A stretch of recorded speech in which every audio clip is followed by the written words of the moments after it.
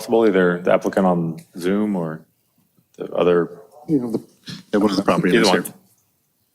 Just if, Mike, if you could come up, I would appreciate it. I'm just trying to understand, like, what, again, I assume this existed for a while. So are you a new owner and some building was happening and that's how this was discovered, or what's the? So I bought my house in 2017. Okay. And the house on Prospect, I believe it was around the same time. Okay. And the division that exists there now, the fence was built by the original builder who built both properties at the same time. Okay. And put that fence there in 1963. And it's never changed. It's been there, but it's exactly what you were saying. Discovered maybe 4 years ago that the lines weren't where we thought they were. I see. Okay. And the reason to change now is just some other building is going on, or just want to No, get I it think taken care of now? this is just formalizing the division that's been there all along. I got it. Okay. All right. Thank you very much. Sure. That's it. Thank you. Do you have a question? I did. What the applicant? What is your name? I didn't catch it. I was done. I'm Jonathan Liebert. Okay. I live at 712 North Paulina. Okay. Thank you. And then I did have just a couple questions quickly for staff. Sure. Okay. Thank you.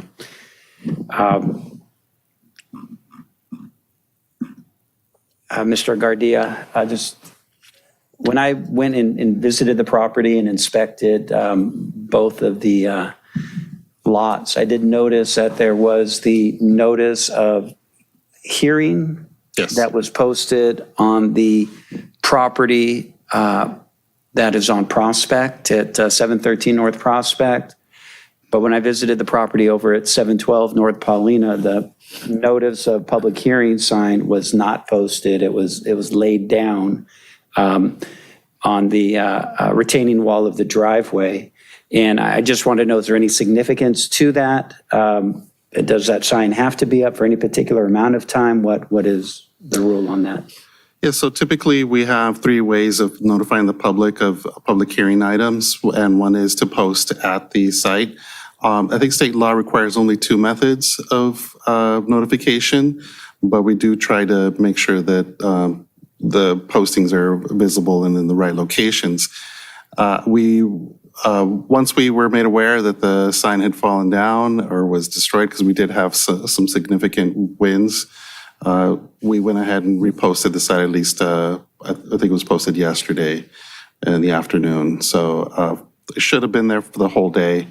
Not sure if Commissioner Hensley, since he visited the site, if he could confirm that it was posted when he went out there. But yeah, we try and cover it through multiple ways. We do notify, send out mailers, and we do post an ad in the paper as well to kind of cover the notification requirements. Okay, thank you. And the other question I had is this lot line adjustment, just based on what I've heard and been looking into, it's something that typically would have been ministerial and would not have required an appearance and application here at the Planning Commission. Is that right? That's correct. We do, for most like minor subdivisions, it's administratively processed.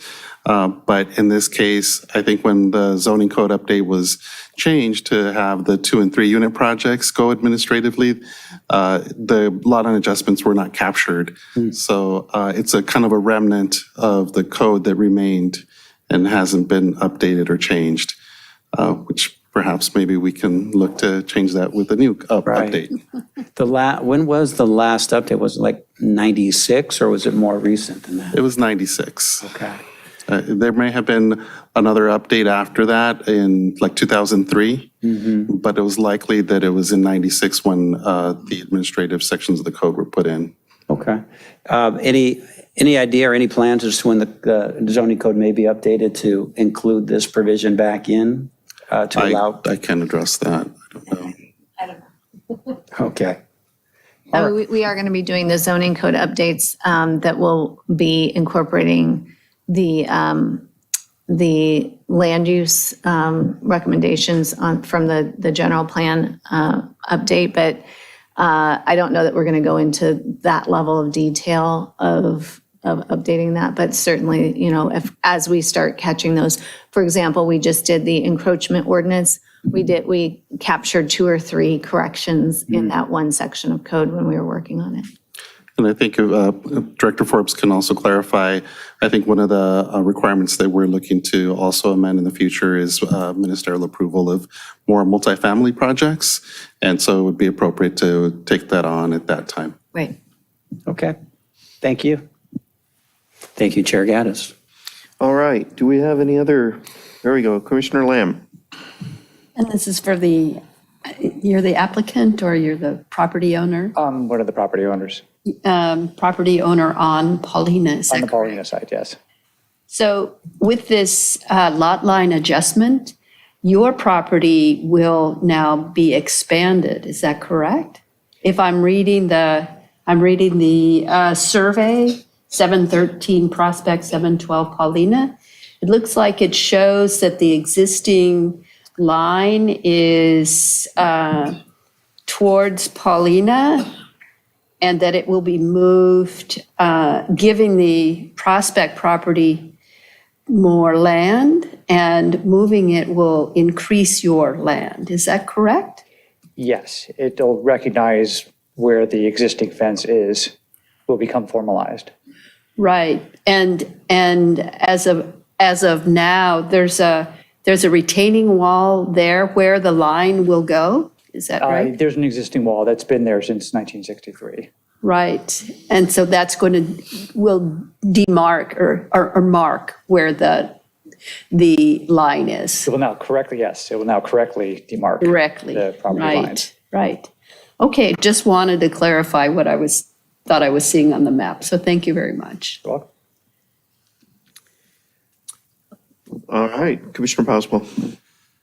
Well, for lack of having anything else to ask, in the years that you've owned the property, have you been paying property tax on the entire on the legal piece of property, or only on your property as far as it goes to the retaining wall? I'm not sure how to answer that. I'm paying property tax based on my purchase price. So So I was explicitly told my property extended to the fence when I bought the house. And then I found out subsequently that's not true. So I guess technically I've been paying for property taxes on a portion of land that I didn't actually own. okay. So the answer is Well, I like, think yes, it's kind of yes. a moot point, but anyway, thanks for answering that. Any other questions from the commissioners? I do have one for staff, and that is when properties change hands like these did in 2017, I know that the plot survey and all that stuff is, part of what's, the closing documents and stuff. I mean, do people flag this during the closing or somewhere in the process of selling these houses or financing them? I mean, I think that's probably the attorney that's on Zoom might be able to address that question. Amy might be able to respond to that. But it typically is disclosed when you're going through escrow. It's part of those documents that you're provided. The grantee, the attachments, those types of things. That shows the delineation of the properties. Actually, I'm 713 Prospect. No, oh no. So the bank. I mean, I don't know if you have a mortgage or not, but I mean, and I don't even think it would be the Prospect property because it was the encroachment was from the Paulina property, right? We need to make sure he's sworn in. He wasn't in. Yeah. Oh, right. Can we swear? Do you swear to tell the truth, the whole truth, and nothing but the truth? I do. All right, great, thank you. The encroachment was actually the Paulina property, right? Correct. So, I mean, and I don't know if you had a mortgage or not, but it seems to me the bank would probably wait a minute, part of your structure is on the neighboring property, right? That was not, so I was told specifically that it was my property and that was never disputed. So Okay. the title insurance went through, there was no disputes, nothing came up. Wow, okay, all right, just curious. Okay. I have a question. All right, Commissioner Hazeltine. Yeah. Are both of you guys okay with this, both property owners? Yes. Oh, okay. That is it. Any other questions from the commissioners? All right, thank you very much. I think, do I have a motion to close the public hearing? To close, huh? I'm sorry? Oh, You do should we have check to public see if comments? there's- yeah. Right, thank you. Yes, we have Amy Hugh. Okay, Yes, I'm here. I have no objection. okay. So I should close the public hearing portion of this if we have a motion to do so, right? Do I have a motion Motion to close the public hearing. and a second? Second? All those in favor, say aye. Aye. And all those against say no. Okay, so discussion, any discussion of anything? I'm sorry, there were no e-comments Oh, okay, great. for the public hearing. Oops. I meant comments in general. But yeah, go ahead. You have a comment? I do. Commissioner Lamb? I do. Just for clarification, we're here to permit, is that correct? Permit the lot line adjustment, is that correct? Just for clarification. And we do that under two codes, 10-1.901, which allows for exceptions to the code, and 10-1.104, that the commission actually grants the exception. So one allows for an exception, and the second one gives the commission the permission, gives the commission the right to permit the exception. Am I correct about that? Or am I off? Yes, this does involve at least two different code sections. One is the way that it's entitled, it's written in that it has to come to the commission for review. And the other section does allow the exceptions to the development standards, and that's one of the findings that has to be made. So, And both are pertaining to the Planning Commission's decision. right, so there's two, so there's two findings, maybe, did you raise your hand? No. So there's two findings, one is, It's just one set of findings. Well, it's one set of findings for the lot line adjustment. And then you're also acknowledging that there are exceptional circumstances under the exceptions code to grant the adjustment that doesn't meet the minimum lot size. right. Okay, so when we come to the resolution, I have some language that I would like to add to that when we get to that point, just to clarify, clarifying language. What would you like to add? So, okay, so finding number one. So I'm assuming that in the resolution, number one, right, is finding number one. Am I correct on that? In the resolution, it has the now therefore, and it says that the planning commission does hereby find, that's the findings. And One then, is the proposed lot line adjustment? Is that, am I correct? No. yes, number one is the proposed lot line adjustment. Okay. And number two is the lot line adjustment is in the best interest of the public health safety, right? Correct. Okay. So in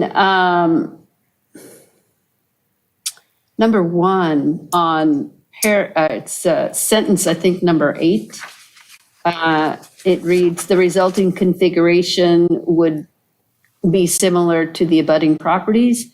I would just add at the beginning of that, with the following exceptions. So it would it would read, the proposed lot line adjustment conforms to the City of Redondo Beach zoning, et cetera, with the following exceptions.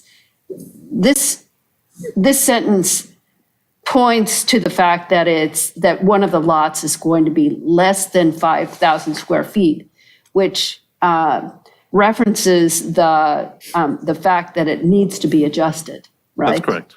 Right? So I would just add with the following exceptions to that sentence. And the next sentence, whenever the land involved in any subdivision is affected by topographical or et cetera, to subdivision regulations, I would add per RBMC 10-1.904, the Planning Commission may permit exceptions. That the reference here is the Planning Commission may permit exceptions per 10-1.904. And I find putting that in there it just clarifies, So, right?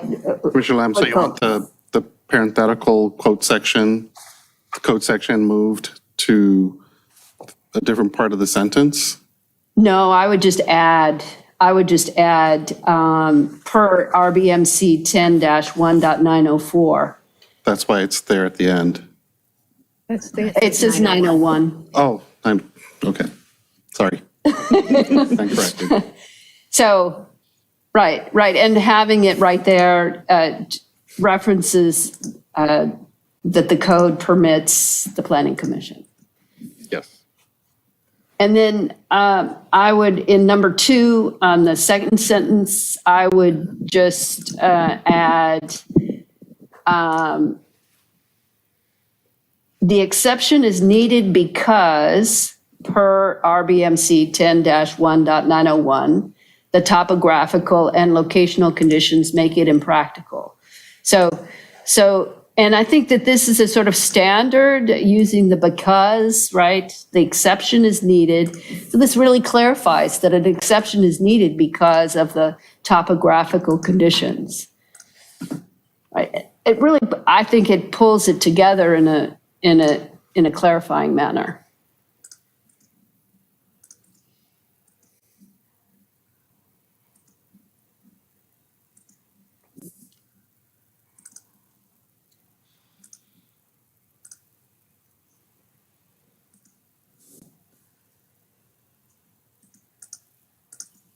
And that would be it. Is there any downside, any unintended consequences of what she is suggesting? I mean, we can certainly address like any additions that you want to add. That language doesn't seem to be anything that would be in conflict of the findings. Right. Thank Yeah, you. I just went back and made sure to look at the,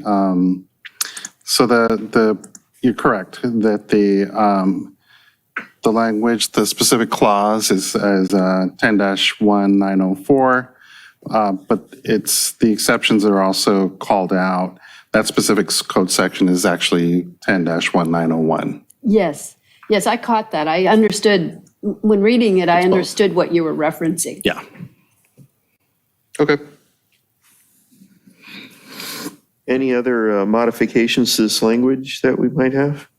No, but is there any chance we can get a visualization of what?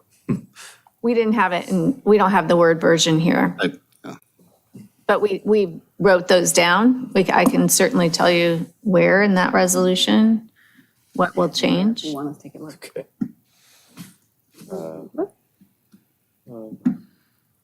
Maybe can we just get it read back then?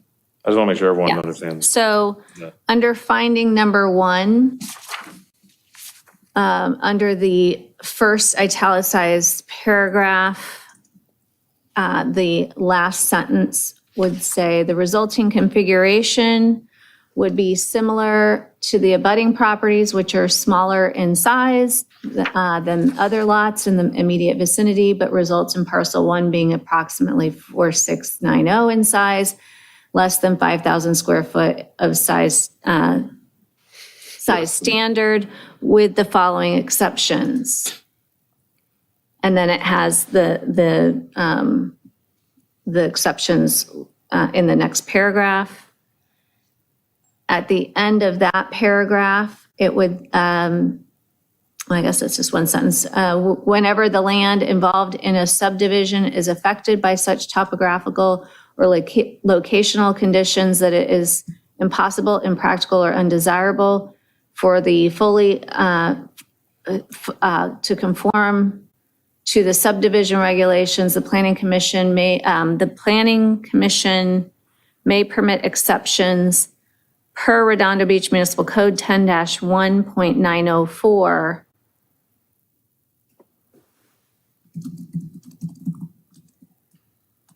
Is that where I had that? I actually put per RBMC 10-1904 before the word planning commission. So I put per Okay. the planning commission may permit exceptions. Per RBMC 10-1.904, the planning commission may permit exceptions to the subdivision regulations, provided such exceptions are in conformity with the provisions of the MAP Act. And then it has the MAP Act section. Okay.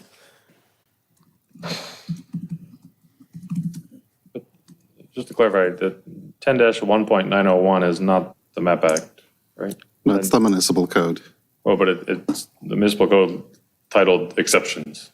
Yes. Okay. Okay. Got it.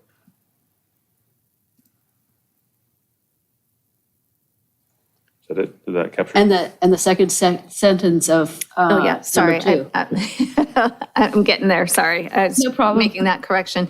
Under the second finding, the first italicized paragraph would start, the exception is needed because of the topographical and locational conditions make it impractical and undesirable for the lot configurations to remain in conformance with the subdivision standard for lot size. And it should probably just be because the topographical instead of because of. I put in the code there, but it's up to you. I put in because per RBMC 10-1.901, right? It's referencing which code where the exception is authorized. So that under finding 2, it would start, the exception is needed because per Redondo Beach Municipal Code 10-1.901, the topographical and locational conditions make it impracticable. Right, Yeah, or impractical, I'm sorry. right.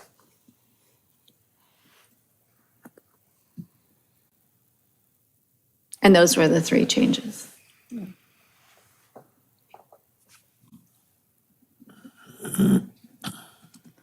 Is that okay, Commissioner Hensley? Oh, yeah, just following along. Okay. Any other comments or thoughts on this? All right. Do I have a motion? Yes. A motion to accept J1 with the recommended changes by Commissioner Lamb for the, you don't want me to read all this, do you? J1's fine. All right. Do I have a second? A second. All right. Roll call vote, please. Commissioner Lamb, Yes. Commissioner Hensley, Yes. Commissioner Hazelton. Yes. Commissioner Godek, Yes. Commissioner Boswell, Yes. Commissioner Barron, Yes. Chair Gaddis. Yes.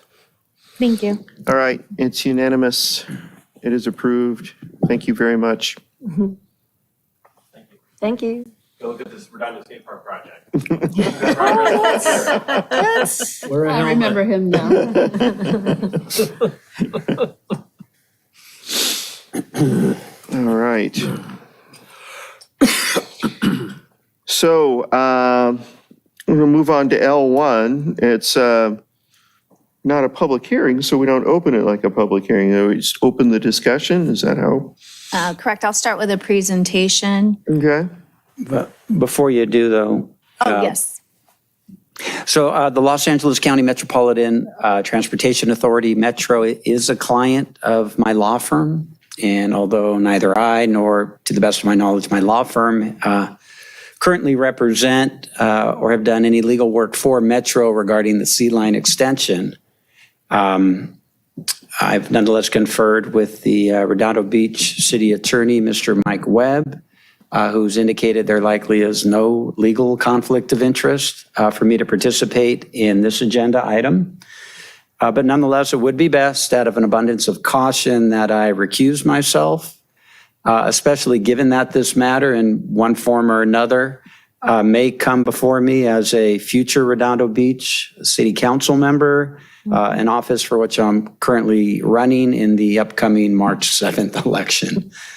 So in light of that, I do recuse myself from participating in this agenda item, which I understand is the last item of the night on the agenda. And I do have to leave this hearing accordingly.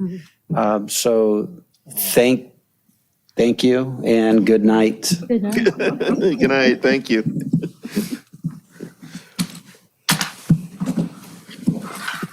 All right. So this item is a discussion and possible recommendation to the City Council of comments on the Metro Sea Line Extension Draft Environmental Impact Report.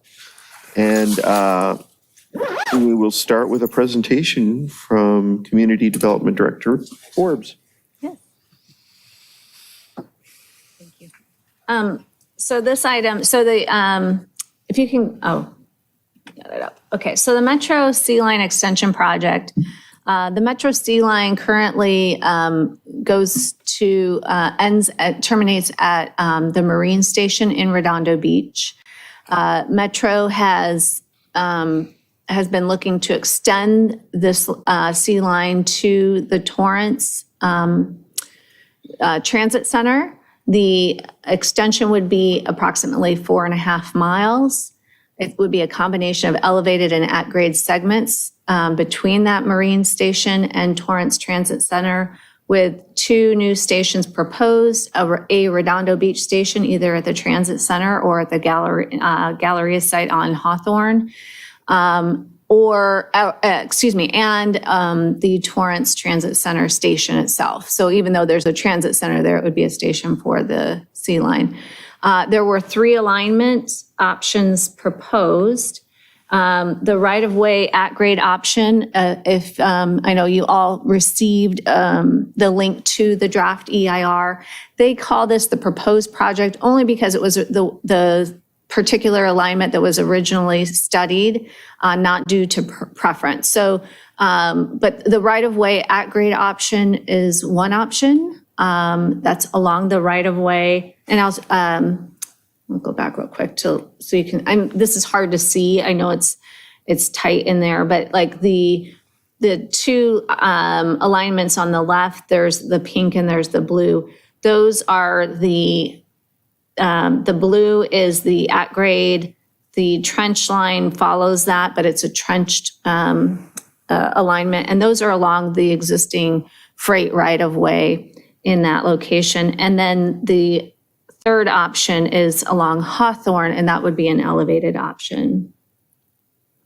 The EIR also studied 3 alternatives. So there's the 3 options that they're considering. They have not made a recommended preference at this time. They want to take the comments. It's still in the draft EIR stage.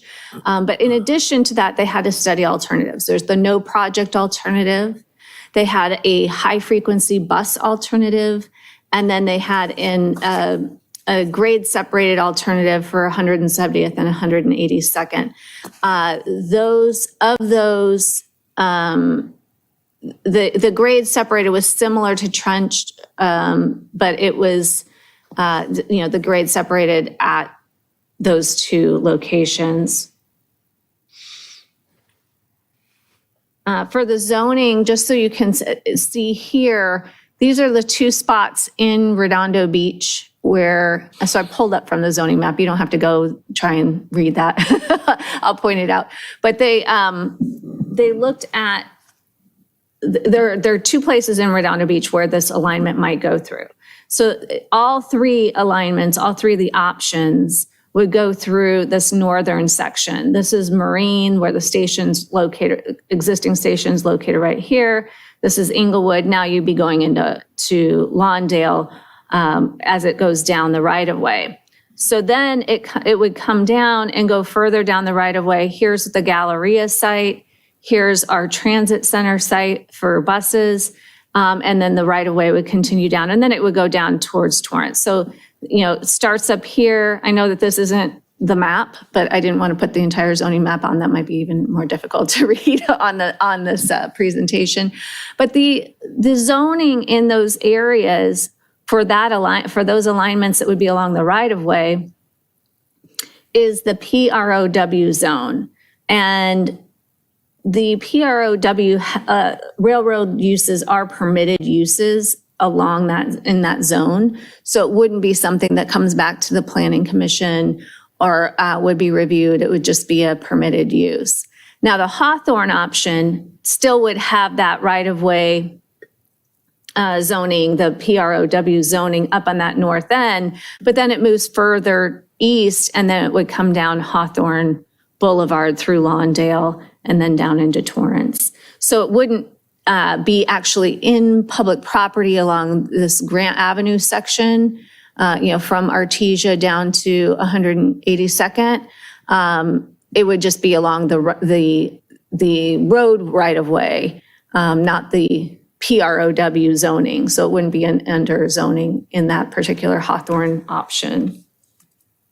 So in neither case would a project on either of these, any of these three alignments, would it come before the Planning Commission. So they evaluated not just the three options, which you see, the first column is the proposed project, that's the right-of-way at grade. There's the right-of-way trench option. There's the Hawthorne option, which for the Hawthorne, it is all elevated. They did take into consideration the Redondo Beach City Council's request to have that an elevated option. And then they also have those three alternatives, the no project, the high frequency bus alternative, and then the grade separated alternative. This is a table from that draft EIR. And what I wanted to really point out here, so you have less than significant means that there's less than significant environmental impact is what was found. Less than significant, the LTSM is less than significant mitigated with the mitigation measures. And then you have the SUI, and the SUI is significant unavoidable impacts. That means even with mitigation, those impacts would not be less than significant. So when you look at the three options, and those are kind of the main ones that they were evaluating here, where most of the impacts are under construction, excuse me, even if it's something where it's mitigatable, it's less than significant when it's mitigated. However, the things to notice here are the darker orange. Those are where the significant unavoidable impacts. And you can see the biggest ones here are going to be noise and vibration. Mm-hmm. And under noise, you have significant unavoidable impacts for all three. You're going to have construction, you're going to have construction impacts, you're going to have, jackhammering and driving piles likely, different things like that. And it's the same with vibration. So during construction, all three of those options are going to have those impacts that are unavoidable. What's interesting is the noise, it's significant unavoidable impacts for the right-of-way, but it's less than significant for the Hawthorne option for the operation. That means for when it's complete and goes from there on, there are going to be significant unavoidable impacts for the right-of-way options for noise. Now, what you see here, it's like, well, what's this anomaly? And I'm going to go to the next slide just so you can see what that number 1 means. It was just saying that it was less than significant with mitigation with the establishment of quiet zones by the cities of Lawndale, Redondo Beach, and Torrance. The trench option and the grade separation alternative, which was that alternative I said that was similar to the trench, would have a less than significant impact with mitigation for operational noise. But what that requires is that the municipality is going to have to pursue, all of the municipalities would have to pursue quiet zone options for that to not have significant unavoidable impacts for noise. And that's not necessarily just we're writing, submitting a piece of paper requesting that. There might be signalization, there might be other infrastructure that would have to be installed, and that it's now being put on the municipality that for that to be less than significant mitigated, that this municipality would have to submit for the quiet zone. Now, that said, I don't think Metro can submit for the quiet zone. The municipalities are the ones that technically have to apply for that, but it's just something to recognize here is without a municipality moving forward with that, they are not going to bring that to less than significant. And then just looking, this was the rest of that table. Just wanted to point out here that the high-frequency bus alternative was the environmentally superior alternative. And I'm going to go back real quick. You can see that everything was less than significant to go with that high-frequency bus alternative because it's already there. It's not changing infrastructure. It's not doing anything major. It might have priority signalization for the buses, maybe additional length of signal for the bus lane, but it's not putting in major infrastructure, so it wouldn't have those construction or even operational impacts. However, it's not going to realize the benefits, reducing air quality, greenhouse gas emissions, and energy savings that the light rail would. And as well, the bus travel time from one end of the project to the other end of the project is 25 minutes compared to light rail where it's 7. However, the high frequency bus corridor also had additional bus stops. So they had more than just the 2 new stops. I believe they had 4 or 5 stops along that route. So there might be additional capture of ridership as well. It's just something to keep in mind. Now we're looking at the project option costs and timelines. And this was what they were presenting at their public meetings, what Metro is presenting at their public meetings. The proposed project, that right-of-way at grade, is the least expensive of the 3 options at $1.96 billion. That said, do bear in mind that was also the one that had the significant unavoidable impacts, regardless of quiet zone,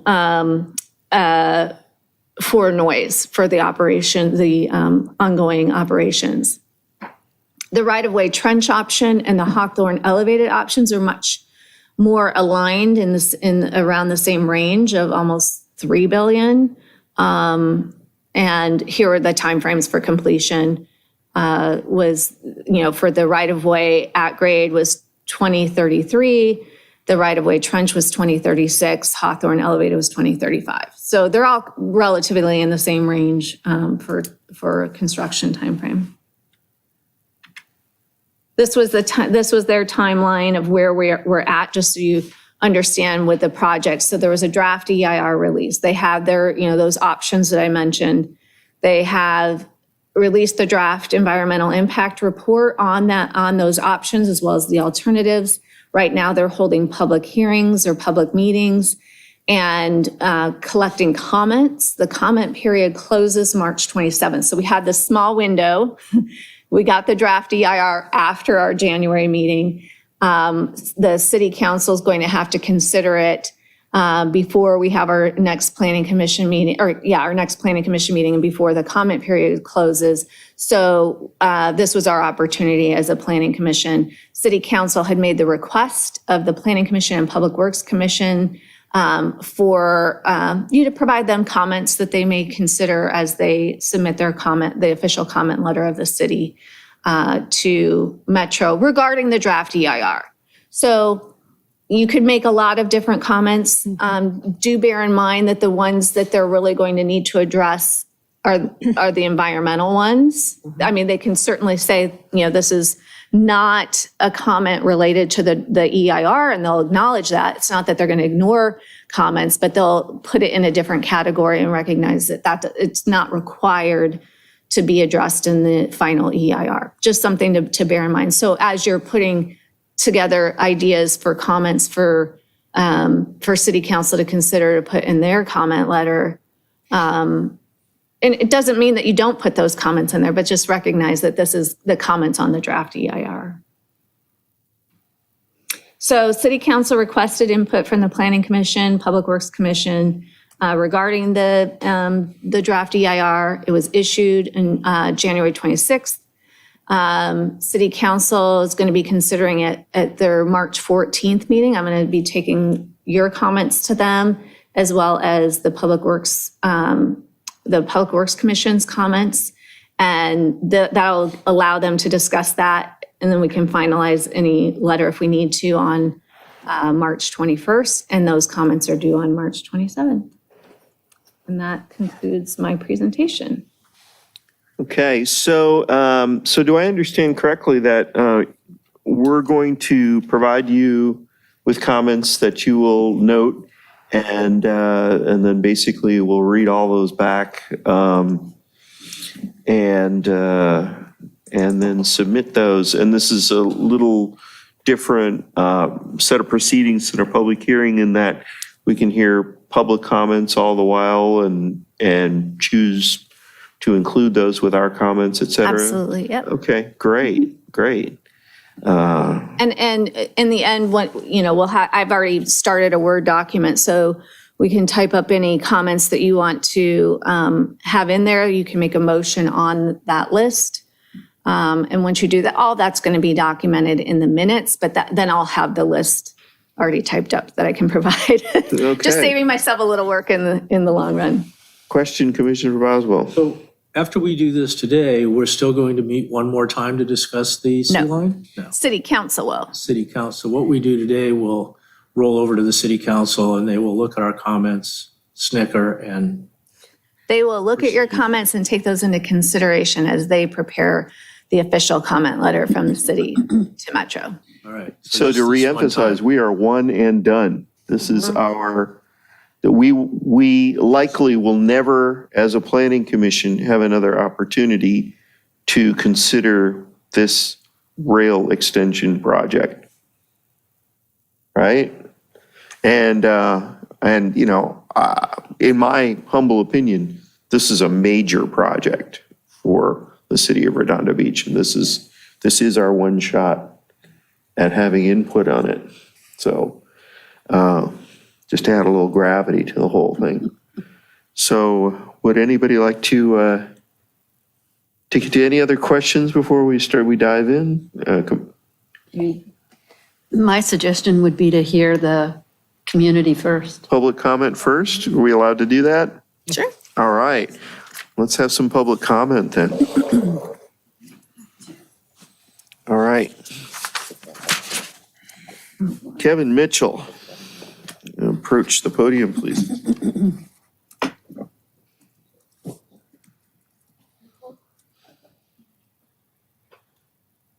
Hello, commissioners. Nice to see you. This is actually copies of something from the DEIR, which is their. Motion to receive and file.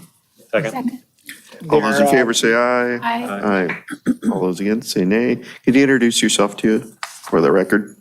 Yes, my name is Kevin Mitchell. My house backs to the row. We're 3 houses south of 182nd Street. The Metro proposed route of using the BNSF train route to extend the C line to Torrance Transit Center Station poses a threat to both our property values and our personal and public safety. Historically, the BNSF line has been in use in different sections for over 100 years. The section in question for the C line stretches between the Marine Station to 190th and beyond. The existing rail has an established stability factor that's been suitable for sustaining the current transport of liquid petroleum from tankers in San Pedro to refineries in El Segundo. In addition to rail cars filled with liquid petroleum, 7 high-pressured liquid petroleum lines span the entirety of the row proposal and will require an engineered solution of some sort. These lines run 8 feet from our back wall. So Metro proposes they seek to move these tracks closer to all Redondo Beach residents whose homes share a border with the row. So currently, tracks are 30 feet from our back wall and elevated over 6 feet from our backyard patio.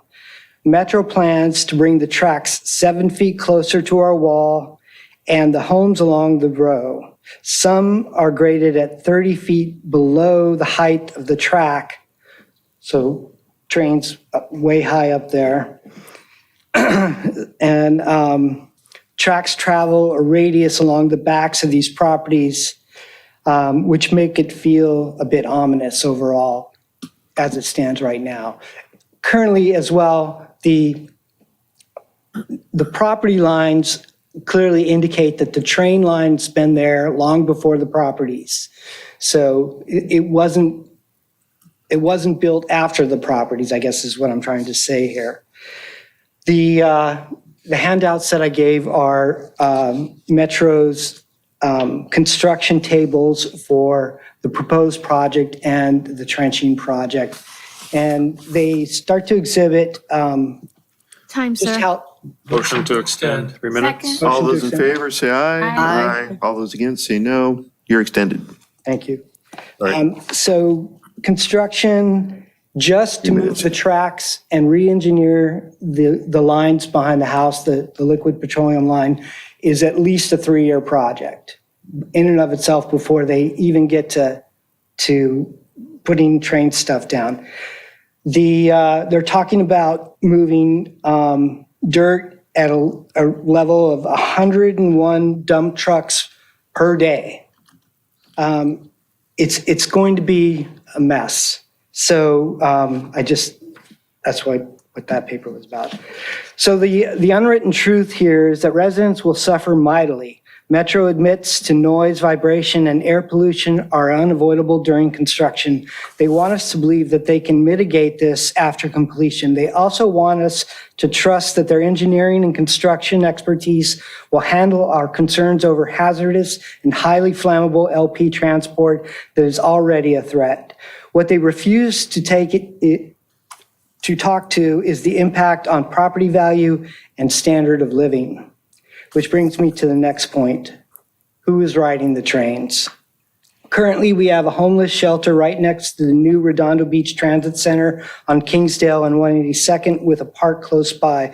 The problem of transients using the trains as a place to sleep is already a red flag that Metro has been slow to address.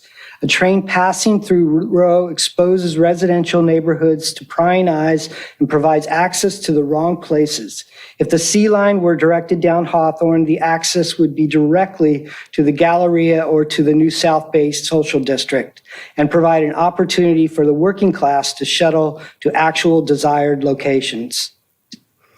We need Redondo City Planning to actively seek a no on Row position. The project would be destructive to neighborhoods, destructive to property values, destructive to high trust neighborhoods that brings home buyers to Redondo. A perfectly suitable alternative is available to those bent on this extension. Please do not sacrifice us. Thank you. Kevin, I have a question for you. Yes. Do you prefer the Hawthorne? Oh, yes, yes. Okay, so you're a We, Hawthorne. we prefer no build, No build? frankly. But Hawthorne is, And why do you prefer the no build? I'm not sure that it's needed, to be honest, for the South Bay. South Bay is pretty spread out overall. But Hawthorne, at least at an elevated stance, would provide a vision into Hawthorne Boulevard, businesses, and that ilk could take advantage of that. And so, Right. Thank you. anything else? Thank you. We have Nikki Garita Mitchell.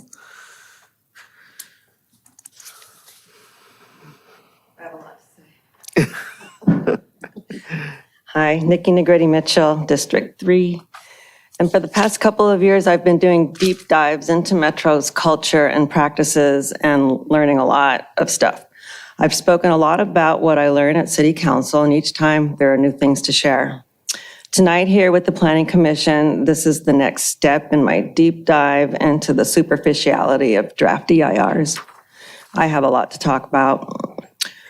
Please take this to heart, and in light of the recent derailments, please take this very seriously.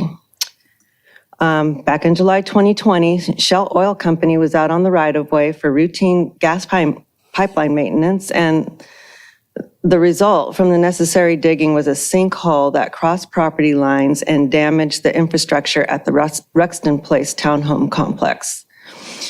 Attempts to fill the sinkhole at that time were unsuccessful. It went beyond 30 feet deep of loose dirt, silt, clay, and sand. I have that official geology report contracted by Shell Pipeline Company and can forward it to any one of you if needed. 2.5 years later, the sinkhole still not fixed. In late December 2022, work was being done in the right-of-way side, but not the townhomes. Townhome residents thought it was to reinforce the sinkhole, but all they really did was put dirt in the sinkhole on the right-of-way side and packed gravel to reinforce erosion on the other side behind the homes on Condon.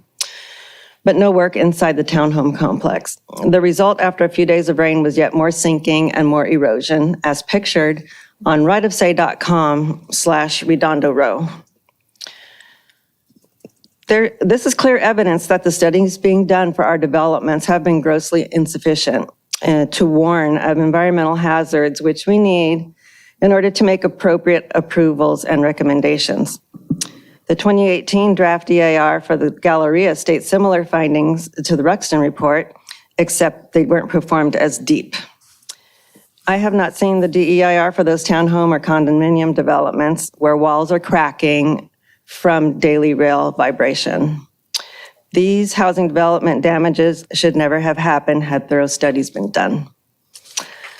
Geology soils chapter in the draft EIR for this project referenced the County of Los Angeles General Plan, Chapter 12, safety element on geology, soils, and seismicity mandated by California Government Section 65300 for all cities and counties within California.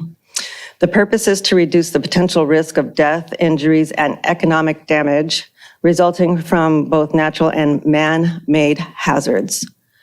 It requires addressing the protection of the community from any unreasonable risks, which include but are not limited to Time. Motion to extend 3 minutes. All those in favor say aye. Aye. 3 minutes. Thank you. Effects of seismically induced surface rupture, ground shaking, ground failure, slope instability, subsidence, and seismic hazards. And please note that seismic activity is not exclusive to earthquakes. It's all ground vibration and shaking. If mere routine pipeline maintenance can cause the sinkhole which damaged residential properties, imagine the disaster such a colossal construction project as this, which involves moving pipelines, relocating freight tracks even closer to the property lines, and on top of that, adding 2 more sets of tracks for Metro that could and likely would cause more damage. Not to mention And to make matters worse, after 5+ years of construction leading to 192 passing trains per day within feet of 486 Redondo Beach households, that makes absolutely no sense. I propose that the Planning Commission strongly recommend the right-of-way is taken off the table in any way, shape, or form. And this most definitely should not be an option. Thank you. Thank you. Oh, you have a question? I do. Hi, Nikki, thank you. You mentioned code 65350. Would you tell me, again, the reference to that? Is that, you mentioned LA City, but then you also mentioned state. Okay, so this is tricky. On the draft EIR, there's a table of the 3 cities and each, code, but for Redondo Beach, which is sandwiched between Lawndale and Torrance, they have explicit language about safety from man-made hazards, blah, blah, blah. And then Redondo Beach, it says it only references a California code. So this is the California code? Yeah, 65300. So I had to Google that, and that took me to page 3 of the draft EIR, Geology Soils chapter, and that's where it gives the Los Angeles, I meant to screen cap that for you. But it's on page 3 of the Geology Soils report. And Page 3? Yeah. Okay. And it's, it's the County of Los Angeles Plan, Chapter 12, Safety Element on Geology, Soils, and Seismicity. That's how it's referenced. Okay. Yeah, I had to connect some dots and do some deep diving to figure that out. So in terms of geology and soils, you're saying that that the examination of the potential damage with geology and soils, the work that they did was, their analysis was insufficient. Is that correct? Yes. They kept trying to fill it with dirt, and they dug deeper and deeper. If we're talking about the sinkhole, and they went down 30 feet, and they still couldn't find solid ground. And so what they found was the loose dirt, soil, clay, and loose clay, and sand. We're at the beach, and what it says in the draft EIR, where they talk about what are going to be the potential problems for soils and geology that would cause a significant Impact. What's the word? Issue. Impact. Yeah. Lists these things, and the clay especially.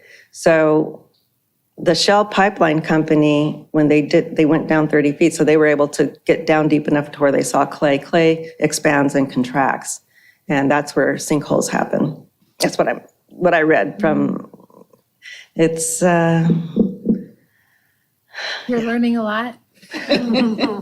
Well, I like geology. I always, as a kid, science, geology, rocks, things like that. The beach. So the sinkhole is evidence that their analysis is insufficient. Well, in this Metro draft EIR, for sure. In the DEIR? Yeah. Okay. All right. Thank you very much. Mr. Posma. So one of the worst types of soil to have under something like this is clay. As you mentioned, expands and contracts. I was once told by somebody who was trying to troubleshoot my radio frequency problems when I first moved into my house that part of the reason, there were a couple of reasons why I was receiving radio signals from unknown sources, probably terrestrial. Through It's your radio, because presumably, the right? radio frequencies bounce off the clay and come back up, and we had a large piece of loose wire under the house that was serving as an antenna. So between those two things, that explained the problem. They took out the antenna and it was solved. But what the guy told me, he says, this whole area is all clay. Everything from here to the other side of Gardena, it's all clay. So technically, there is no good place for this train to be if it has to be on the ground. Can I make a Go ahead. comment?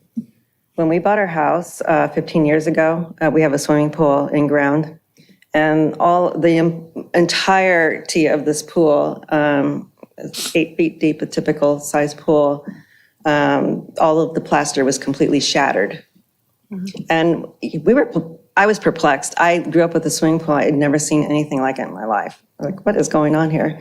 And it wasn't until later I started to put 2 and 2 together and figure out what was going on. And, you know, you see along the right-of-way cinder block walls are cracking, and at the new townhome complexes, and especially at the senior place with 191 condos, they have cracks in their retaining walls. And they've only been there for, 10 years or something? It's crazy. And this project is a potential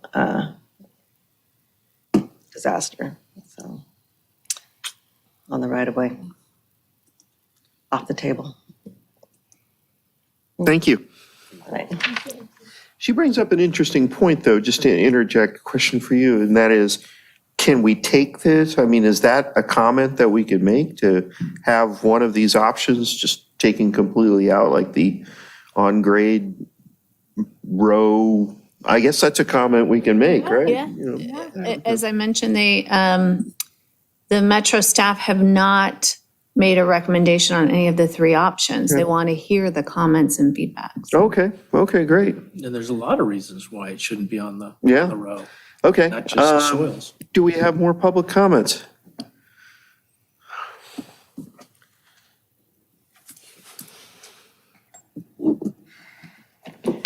I'm Holly Osborne, District 5 again. I don't think Nikki was explicit enough in one particular case. And let me just give you some background on this. Back in 2018, they didn't even know about the row between Artesia and Grant. None of their diagrams reflected anything there. I didn't even know about it. And I've really gotten educated. And when I've walked on the row, and yes, I know how to get it illegally. And then I passed out flyers at Ruxton Place. I saw the damage. It's somebody's patio. There's a big hole in the patio. They have to put up boards so you can't walk around it anymore. And you guys should be up there looking at stuff like that. I don't think she was explicit enough about what kind of damage. And that's on the west side, Ruxton Place. On the east side, you think that it's flat, the 100 feet. No, the last part is a steep embankment. What they intend to do is fill up that with all dirt and then put a huge retaining wall there, because those properties on the east side are about 15 to 20 foot down. It's their roofs that are level with the row, okay? So then they're gonna fill it all up, fill dirt, and put the new light rail tracks right on top of it, okay? So I'm just emphasizing what she said because I don't think she said it hard enough, okay? Now, I'm an engineer. I don't live on it, and actually all the quality of life things are much more meaningful than anything that I have to say. And Metro has said that they're more interested in quality of life things now. They're not interested in pushing things through people's neighborhoods that don't want it. But I'm an engineer, and so I see the numerical things that are wrong. And when I think that an engineer has to put their stamp on something and say it's right, and then you find it's wrong, it makes me angry, mathematically angry. And I passed out something which I am, if you should have it, and you should bring it up there so they can see it, okay? In the plans in August, they had that something was needed to be 81 feet on the right-of-way in Lawndale, when it's only 75 foot wide. So I thought, how are they going to fix this? They didn't have it as 81 feet back in 2018, and this is their latest and greatest. After 5 years, they suddenly need 81 feet. So when the DEIR, and you better extend me, don't interrupt. DEIR came out, I raced to see what that diagram looked like, which you have and you should put up. And guess what? There were two diagrams, by the way, one for the trenched option and one for the non-trenched option, and both of them said it needed 81 feet. So I came and I looked at the All new those in ones. favor? Aye. All right, 3 minutes. One of the diagrams was completely missing. That's one of the ways to get rid of your problems. Just don't show it. The other one, they had said before they needed a 14-foot maintenance area before they laid the tracks between the wall and stuff. All of a sudden, you just chop it down to 8 feet, okay? And now it's 75 feet wide with a big TBR underneath, to be revised. This is temporary. We're going to still look at this. You're going to still look at this and a draft impact report after you've studied for 5 years, and you're going to sell it to the public on this. And with that, that's a open-ended invitation to condemn more land. Now, this part is in Lawndale. You might think you don't care about Lawndale, but man, that row, you don't have a good diagram of it. That row starts in Lawndale and comes through us. They've got different physical problems. Nikki already went through our physical problems, but they've got those physical problems too. And their properties actually their backyards are on the row. You should hear their compelling stories. Metro should not be messing with people's lives like this and threatening to condemn their land by these inaccurate diagrams. I would like to know the engineer that first put 81 feet. He's probably the only one in the bunch, and I'd like to know who the name of it is who told him to change it back to 75 by just chopping something arbitrarily off, which now it's not doable. Okay, that angers me. I don't know if any of you watched no, you couldn't have watched. I watched it at Lawndale. I went over there. I don't know if you knew that a man collapsed, okay? I don't know if you knew that there was a woman there with a baby saying, I wanted to bring my kids up in this backyard. It's all much more meaningful than what I have to say. But when I see people lying about the little things, they can't even use a yardstick correctly, then what are they doing about the big things? And I could go on. I emailed Ted Simon stuff just about a mathematically thing, and I thought he'd be here. And I know you got a copy of it. And he's not here, okay? If you each need something mathematical to complain about, just give me a call. I get mathematically upset, but it doesn't cause me to faint. It just causes me to get angry. Thank you. Holly, I have a question. Yes. You mentioned numerous times about Lawndale. And Nikki said, I think it was 480 Redondo Beach households. How many households in Lawndale? About 600. 600? Yes. So we're really talking about 1,000 households? Yes. Okay. And that's just who abuts the row. That's Yeah. not the next house over, which is equally, Well, it's within about 300 feet on one side and so forth. I mean,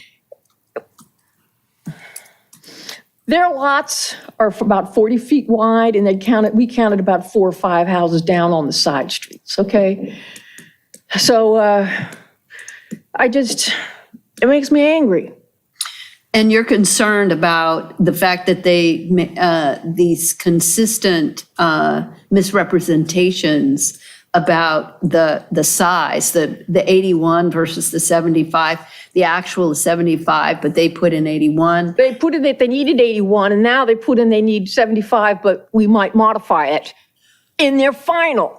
Right. You could bring that up right now if you chose to. That's why I wanted to go in after you guys had talked so that I could correct stuff if you said something incorrect. And now I'm going now, and I don't know what you're going to say, and I don't know what if you're going to say something wrong. And I've probably studied it more than any of you, and so I probably know. I live in North Redondo. I live within walking distance of this thing. Yeah, you could come up again. Yeah, this is a very informal. Yeah, I don't think we have a trying rule. to share ideas. There's no rule on that. Well, then okay, I'll just wave my hand whenever I hear you say something wrong, Just okay? wave your hands I in the air. like this, okay, thank you. If you have any other questions? this is more like the Wild West. Yeah. So you can do whatever you want. We'll Other bring you public back if you comments? want to.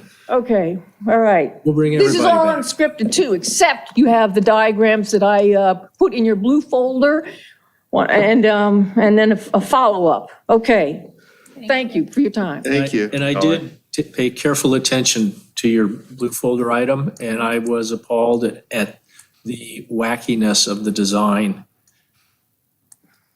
And that maintenance section doesn't seem to need to be wide enough to actually do maintenance. Okay, I'm going to address that. There is one really good engineer. The engineers are not working for Metro directly. They've got their own companies. A couple of them are pretty good, and I got to talk to one of them, and I asked him what the maintenance front was for. And he said, well, we can't be right against the wall. We need room to work. And I said, well, isn't it for the pipelines underneath as well? And he said, yes. And I said, so how do you cut them? How do you just sort of all of a sudden lop off 6 feet? Because the pipelines in places are at least 11 feet out from the wall, and I called up the pipeline company, you need maintenance area after that. So I say you probably need at least 12 feet, all right? So to just lop it and get 8, and if they lopped the other diagram, which just magically disappeared, they would have had 2 feet maintenance. Does anybody believe that? Does anybody understand why I'm angry? I do. Yeah. Okay. Nikki, did you have something to add? I just wanted to cooperate. Yeah.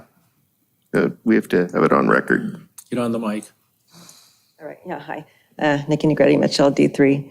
I just wanted to qualify my 486 households figure was counting all along the right-of-way, just like Doug said, abutting the property line, and then directly across the street. Because when I was out there making my counts and somebody came out of the house and I said, oh, I'm counting along the right-of-way, and they said, well, and I saw that it was their front window and their driveway, so whenever they come out of their house to get in their car or out their front window, you can see that, as we said before, the track is high, so that's what they see out their window. And so it was just, there are very few across the street, but most of it is sharing property lines with the right-of-way.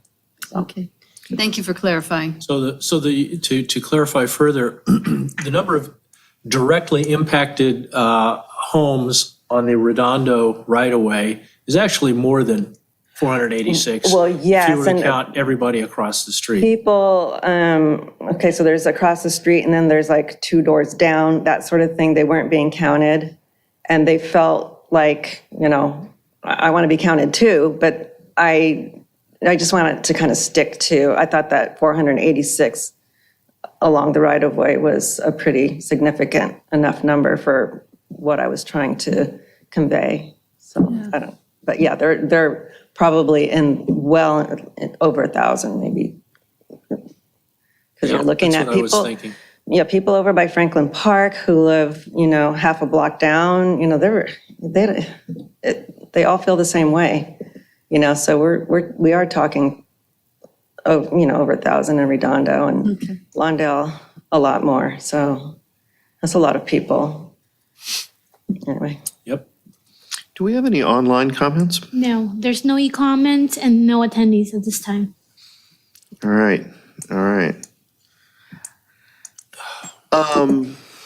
Who would like to start? I'll jump in. All right, Commissioner Boswell.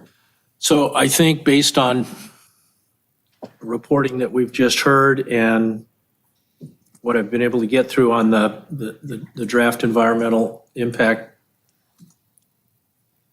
study, I would have to say that I can't believe that at this late date, they are still considering the row at grade. There's so many things wrong with that. And I'm not even talking about the stability of the land. I'm talking about the ambulance and paramedic access across 182nd Street, which it will be hugely impacted and potentially life-threatening delays waiting for trains to go through, or having to route their ambulance around that to go up to Grant, only to then have to turn south again and add additional delays. So you're asking Director Forbes to add that as sort of the first I'm trying to point? express something that could probably be distilled Yeah. on the fly here. But just so we can start capturing these. Yes. Okay, great, She thanks. seems to be. I like to look at All my right. keyboard. I like to watch my fingers too. So I just wanted to, Stick around any longer than we need. just wanted to make sure. I'm not interested in going home before 2 in the morning. So, I'm not interested in I'm just staying till kidding. 2 a.m. The timer is on, my friend, just to remind everybody that we're, Okay, so I get- the 5-minute rule I is get in that effect, 40 seconds okay? back now. So it's just, again, it amazes me that they're still considering it. That one aspect, and that's what motivated them to come up with the below grade crossing at 182nd Street, is to accommodate that. The freight train has to be at grade because of the weight of the train and the incline that it needs to be able to make it up to get over the bridge on 190th. So the freight train we're stuck with, but that's once a day. That's not a big deal. But to have a train going, passenger trains going through every 6 to 10 minutes, 192 of them a day, it's going to impact our emergency response capabilities. And it is eventually going to cost someone their life. So this option should not be considered, even if it's just for that one thing. Now you go beyond that and you say, how could you possibly be putting 3 sets of train tracks above highly flammable liquid petroleum pipelines on unstable soil? How is that not an eventual disaster? A certain eventual disaster. We've already had we had a derailment of this train back in the 80s where it tipped over and went down into El Nido Park. They moved the tracks, they changed things a little bit. That freight train could derail again and wind up on top of passenger trains. The whole idea of trying to cram 3 sets of tracks into this narrow space on unstable soil in a place that's already had a derailment is a no-starter for me. Neither of those row options are viable as for something that we should consider a 100-year project. I mean, they build this thing, they're not just going to move it in a couple of years because it doesn't seem to be working right. Once they build it, we're stuck with it. And in 10 years, in 20 years, in 50 years, in 80 years, who knows what else is going to be impacting this or what's happened to the ground that supports these tracks.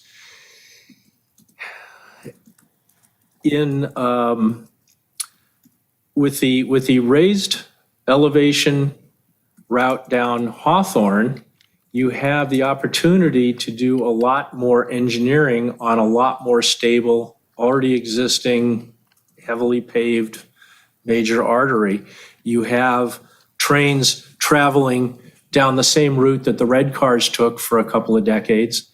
And if the project has to be built, this is the only option that makes any sense as far as public safety, the safety of train riders, and not to even mention the quality of life of approximately 1,000 households along the route, which are going to have who knows how many people. I mean, assuming people actually ride this thing once they build it, and that's still a question.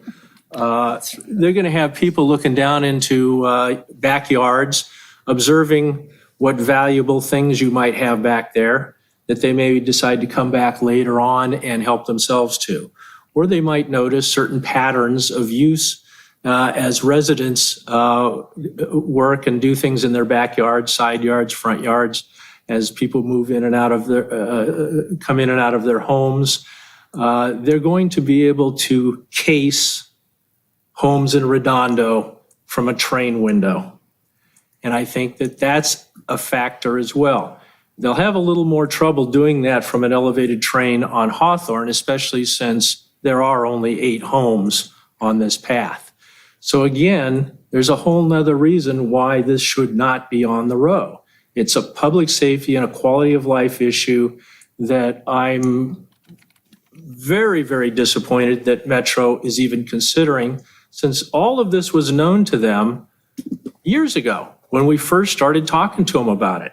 So in conclusion, I don't think that it is realistic to use the row, either of the row options. And if the train actually does need to be built, it has to go down the Hawthorne old red car right-of-way that and be elevated and engineered properly so that it's stable. And if they can't do that, then they shouldn't be building it. We should just go back to the high-frequency bus option. Okay, thank you, Commissioner Boswell. I'd just like to add on to what he said, since he's on the 182nd subject. So I detected 2 points there. One, neither of the row or the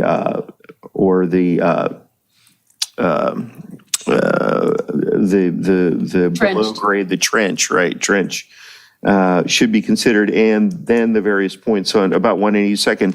But I do want to make the point that when they discuss the arterial network, page 3.1-23, they neglect to include in their list of major arterials 182nd, which especially with the new transit center there, the new Galleria project, the new high-density housing that is part of our housing element that is in the area south of the Galleria, 182nd needs to be considered a major arterial.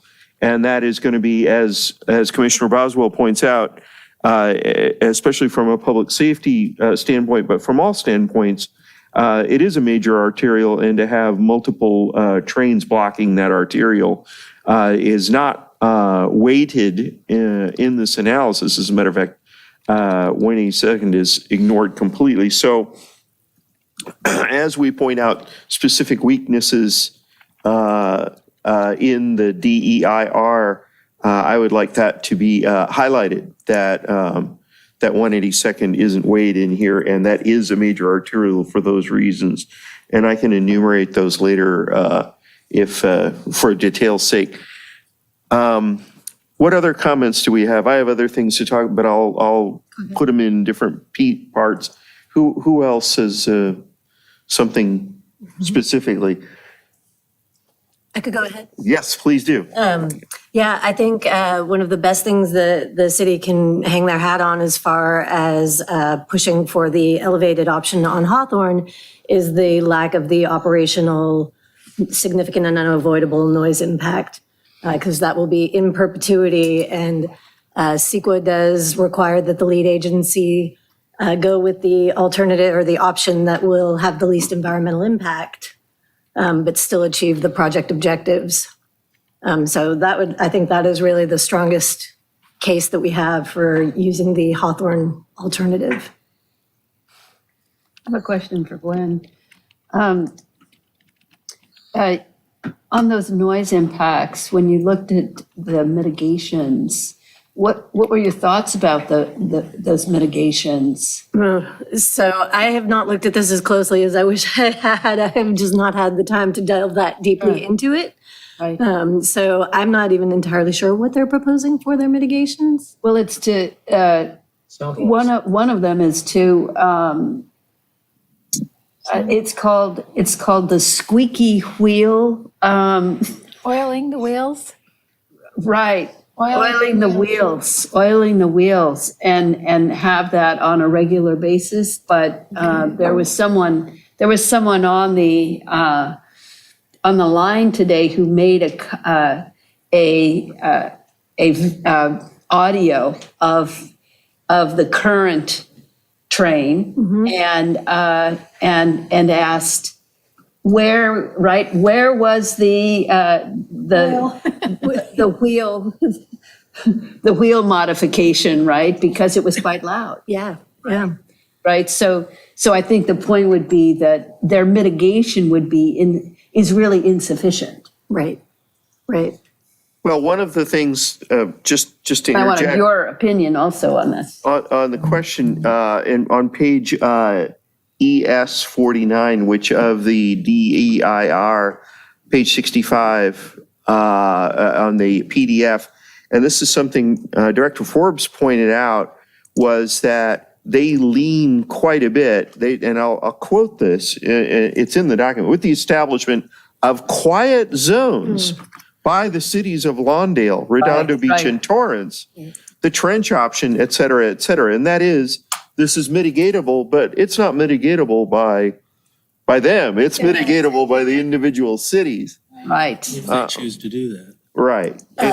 But they're listing it as significant unavoidable or less than significant with mitigation with the asterisk. So as long as they take the significant unavoidable impact, they're covered regardless of whether or not the city decides to implement any of those noise measures.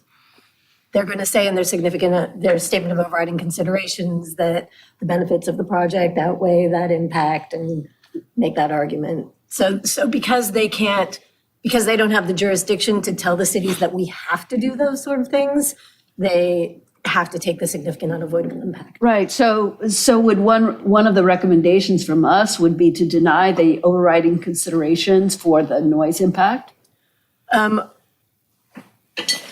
So we would say that we did not believe that the benefits of the project outweigh that impact. Yes. Okay. Yep.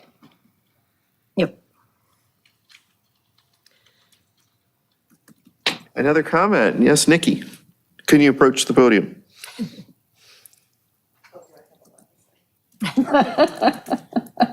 Regarding sound impacts, hi, Nikki Negretti, Mitchell, District 3. So I spoke with the senior executive corridor planner, David Meager, and he very proudly told me about this wonderful sound wall that they would build, but it would be on the east side of the track, so it would be on the El Nido Park side. And on my side, there's not enough room in between where the track would be put, 23 feet from my wall. And he said, well, you have a cinder block wall. So there's your sound wall. Sounds like an echo chamber to me. So it's more like a way to bounce the train sound off the wall and into your yard. Yeah, and that's exactly what I said. I said, oh, well, Genius. then you're going to bounce the sound back at me. Great. Yeah, So that's exactly what would happen. there was another, what else were you guys talking about? There was another comment that I had. And I'll think of it. So in regards to the sound wall, and I've always been not 100% sure about what they would actually build. Does any of that sound wall wind up on the west side of the tracks? None. Anywhere? There's not enough room. They said that, there's not enough room, but we don't want a big wall put there. We like having our tree canopy, from the park. True. But, So again, there's one more reason why yeah. row is. I mean, there appears to be a lot of situations where one thing alone means they should not be considering the row option, and it's the quality of the soils, the stability of the land. That's for that one reason they should not be building it on the row. Right, And this inability to mitigate the sound pollution is another reason why it shouldn't be on the row. They can't fix that. The other thing that I just remembered was they have this new material with a rubberized track, and that would make it a lot quieter for the freight. When they move the track over, it would be a new rubberized material, and that would make it quieter. But,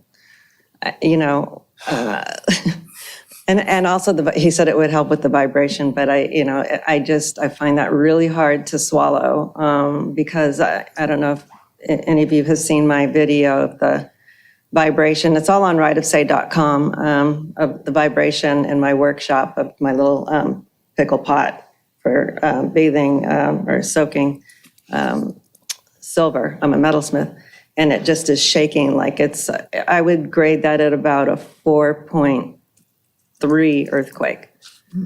So, anyway, yeah, it's ridiculous. Thank you. Twice a day. I'd like to introduce, just another thing here, and that is on page 3.1-45, under transportation, public addressing roadways, they claim less than significant impact policies addressing roadway network, including maintaining, improving safe travel, protecting neighborhoods from cut-through traffic and excessive speeds and such. So it says a proposed project does not conflict with policies protecting neighborhoods from cut-through traffic or unsafe speeds because it does not preclude cities or jurisdictions from implementing measures to deter such traffic behaviors. So it's essentially saying, if I'm reading this correctly, that the fact that a major or what we consider a major arterial, future arterial like 182nd, that people are going to be blocked, that's not going to drive traffic to other streets, which is cut through traffic to reach their destination, because traffic is backed up basically on an arterial that has train traffic across it. It says your project itself is not anticipated to attract cut-through traffic as the proposed stations are intended to be locally serving and are located on or near major corridors, providing connections and all. So in the one sense, to say it is a major corridor, but they don't, 182nd, but they don't count it as one, or even mention it in the analysis. So that it's contradictory in that sense. Anyway, just want to make the point that it contradicts itself in that, and that we do believe that they're undercounting the cut through traffic from interfering with an arterial. And I will leave it to other comments. Yes, Commissioner Hensley. I'll wait for Director Forbes. Oh, they're good? Okay. I think it was mentioned earlier a little bit, but the public services part of it talks about operational impacts of emergency responders. In the draft EIR, it talks about that they're dispatched from either side of the station and basically may not utilize the crossings to arrive at their response destination. I don't think the document goes far enough to kind of explore that and what the impact would be. I think they're assuming that like mutual aid is for every situation and every location, but I don't think that's true. And then also think that they don't capture that usually multiple trucks respond to one thing. So especially with the proposed project at grade, I think the public services in operation may have an impact that's not captured in the EIR. And so that's my one comment. The second one was the no project alternative. It has a lot of significant unavoidable impact and basically talks about how the region has a travel plan and how if they don't build this, that it impacts that travel plan. But I didn't really see any specific data or anything of why that's a significant unavoidable impact. It's not what they planned. It's not within their whatever, but I didn't see, and again, I looked at hundreds and hundreds of pages and there's hundreds and hundreds of more I didn't get to, but I did not see where they tackled that for the no project alternative and why it was significant unavoidable impact to not do the project. So those are the two big things that jumped out to me. And then just the last general comment is I think the Hawthorne option is the best environmental option, just looking at all the impacts and operation. There's no significant unavoidable impact during operation of the Hawthorne option. And I think it's the best one if you have to build it. So that's just my personal opinion. Last comment is we can make all the we don't want it and no on row and all these subjective comments, but I've read enough final EIRs to know that that's thank you for your comment. Mm-hmm. That is outside the scope of this EIR and move on to the next. So it makes it feel good and it's useful, but if we want to be impactful, we really need to make comments attacking the parts of the EIR or improving or commenting or whatever, so that, they have to respond to it in a way that's not, thank you for the comment, mm-hmm. That's outside the scope of this final EIR. So that's it. Thank you. And sorry, I wish we had more time. In the absence of someone raising their hand, I'd like to throw in one more thing. And that is, since there's a time constraint between now and when council is going to be considering this, would it be proper for us to request that the fire department and the police department give a metric of how much they use 182nd to respond in emergency situations in terms of the number of calls per month that actually use that as a route in responding to things? I would phrase that, but I would suggest phrasing that as recommend that city council inquire as to what data is available from police and fire on that. Yeah, the problem is I'd like them to have the data at hand when they're considering this. I can't direct that. You can't direct that. I can certainly have the information. How about the planning commission recommends that the Yes. city council have at their second meeting data to support the public services? Do they have a second? They have a They do. Yes, they do. Oh, okay, 14th and the okay, 20, great. whatever. Okay, Yeah, I think that would be, yeah. So say that again. good work. Planning commission recommends that the city council have at their ready fire and police data to show how much crossing intersections of the proposed project are used by their second meeting. And you can put in the date, March 24th or whatever that date was, 21st.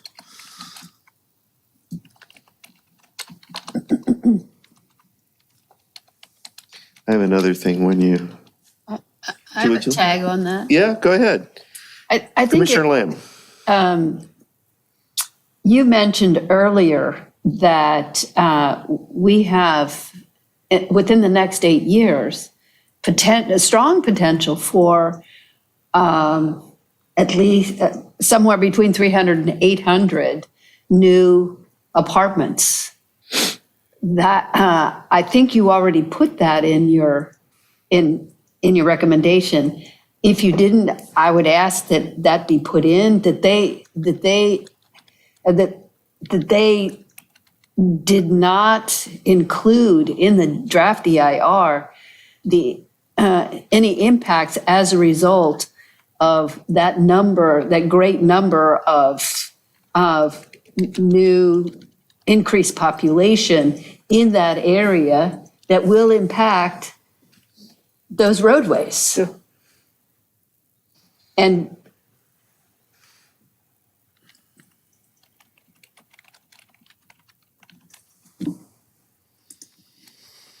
that could also go for any other increased population or housing units in other cities, right? Lawndale, Hawthorne, any city that's abutting this area, right, is going to have increased density and increased population. We don't know exactly how much, but in our case, we have commitments, right? South Bay High Social density at the District. Galleria, high density south of the Galleria. That's correct. That's correct. I have a quick question. Did the city council request that the police department or the fire department's environmental review people look at this at all and provide feedback? No. No. At this point, I mean, bear in mind, city council requested that when the draft EIR comes out, that the planning commission and the public works commission provide feedback. This is our single little window as a planning commission to provide that feedback because they don't have any say over when the EIR comes out and when the comment period ends. We actually had to make a request of Metro that they extend their comment period from the required 45 days to 60 days to allow for this kind of contribution from the commissions. That being said, right now, I've evaluated it. I'm sure Ted will evaluate it as far as, looking at, I'm not looking at it in the level of, I'm in, an engineering viewpoint. But definitely looking at things that may stand out as when it comes to community development issues. And I'm sure that Director Simon is looking at it from the public works side of things. Yeah. Okay.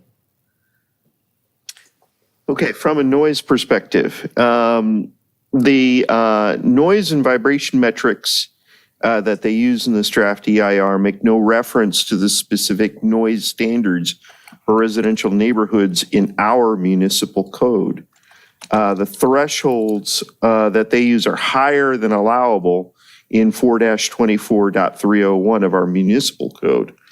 And so and you may say, well, okay, there are different standards applied, but part of this EIR, draft EIR, is an agreement with the local cities and neighborhoods and such. So it should respect our own noise rules within our own city, and it doesn't.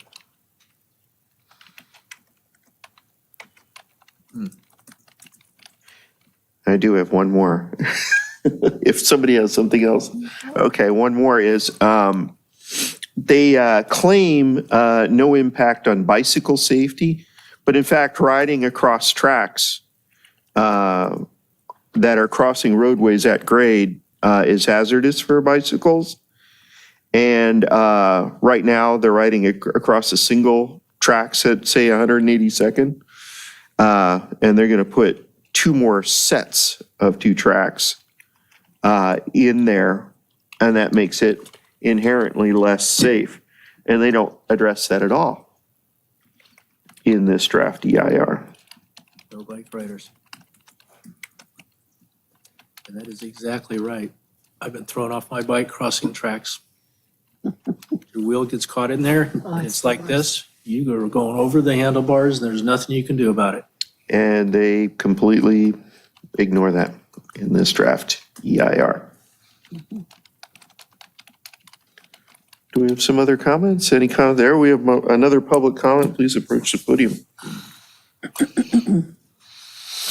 Kevin Mitchell. Yes, Kevin Mitchell, District 3. So 182nd is actually one of the bigger problems with all of this. With the expanded growth and the density that's been proposed in that area, and the street itself, which can't really be expanded because on one side is residential, the other side is a graveyard. So we can encroach into that to make that wider. That's going to be the main access point for Kingsdale and the transit center. If it's an at-grade crossing that happens with the train, then we have the arms going down every 6 to 12 minutes with the ding, ding, ding, ding. And no amount of mitigation is ever going to solve any of that. There is a private ambulance service, McCormick, that actually travels 182nd every day at some level. They're kind enough not to hit the sirens right away until they get probably to Inglewood or or the other way. But they're running there all the time. So that's a major corridor for that service. And as the new social district gets implemented, that traffic is just going to get compounded. So already there's a problem with left turns off of Inglewood, which has been restricted now. So it's kind of a choke point for all of this. Thank you. You've made an excellent point. We should put in there that council should request the ambulance frequency on 182nd. I'd forgotten all about the fact that ambulances were being dispatched there. Yeah. That's the very definition of a health hazard, public safety issue. Commissioner Boswell? So being someone who lives on 182nd Street, I can, and has has for the last few years been working almost exclusively out of a home office. I will tell you that ambulance with its siren on goes past my house sometimes more than once an hour, all day long, well into the evening, sometimes late at night. And what they're doing is I used to think, my God, there must be fires all over the place, assuming that these sirens are fire, but learning that it's paramedic and then learning that the vast majority of emergency responses in Redondo Beach are for paramedic services, not fires. They're drawing upon this ambulance service constantly. So the noise from that is one thing, but its ability to get across those tracks in a timely manner is what I was referring to earlier, is what makes this a no-starter. They just won't be able to. If it's at grade, it's even worse, because you've got these gates coming down, you've got traffic backing up, and I've seen the traffic back up from those gates all the way to Inglewood in the time that fairly short freight train needs to get across those tracks. And there are times where people are coming north on Inglewood and making a right turn onto 182nd Street, only to find they're about to ram into a car that stopped there. It's with the increased population that Commissioner Lamb has brought to our attention, reminded us of, that will not get better, it will get worse. And it's on both sides of the tracks. So you're saying that they inadequately address traffic on Inglewood that would result from the backup on Inglewood 182nd? going north and south is turning east on 182nd Street, Right. because there's nowhere to go if you turn west. You kind of dead end at Adams. So it's a specific criticism of the DEIR, Yes. which is that One it more. doesn't adequately address traffic on Inglewood that results from a backup on 182nd from the crossing gates. Right. And there's nothing you can do about ambulance noise. The ambulance people know that Inglewood and 182nd is frequently the site of collisions, and they're not going to want to, and they apparently don't want to be one of the vehicles being collided with. So they turn on that siren well before they get to Inglewood. And I've seen it when there's really no traffic. They just do it all the time out of an abundance of caution for their own lives. I was thinking in terms of response time, not noise. But there's a noise issue that is part of this whole big story. But Okay. yes, response time is actually the key point, is that they're not going to get across those tracks. I have a question. Yours, and this could be addressed to you as well. You're saying that now, with the current train that travels, every Twice a day. twice a day, it encumbers the traffic, Yes. right?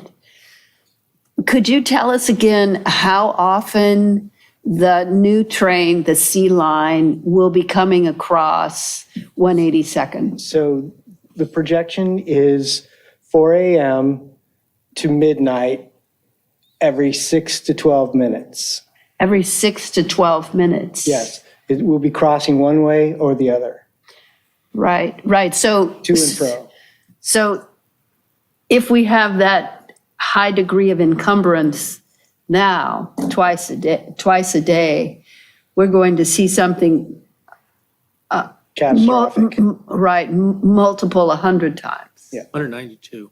192. So, and I know that Director Forbes is typing away. What do you got? She's caught up. Give her some more. I'm organizing it, but I, No, but you're right, and granted, what do you want- what do you- it's a shorter, faster train, but especially, let's say during rush hour, okay, you've got this huge line of cars waiting to get through, And if one of them's an ambulance, it's not like he's going to be able to get through because there's backed up traffic going two ways and there's only one lane. You can't take another lane to get around it.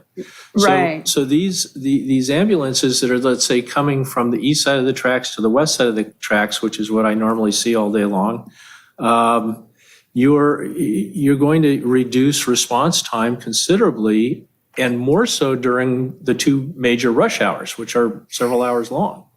Right. So I'm trying to frame this so that it can be put in this document, and that is, was there a sufficient analysis of the transportation impacts on Inglewood, 182nd, as a result of the timing of the trains, right? As a result of the restriction of traffic due to the timing of the train. When we walked with the Metro Group and their lead engineer, and brought this to his attention specifically, is when the trenching solution was born. So that is their mitigation to attempt to solve this, is to build a 20-foot trench under 182nd Street, which will have its own noise and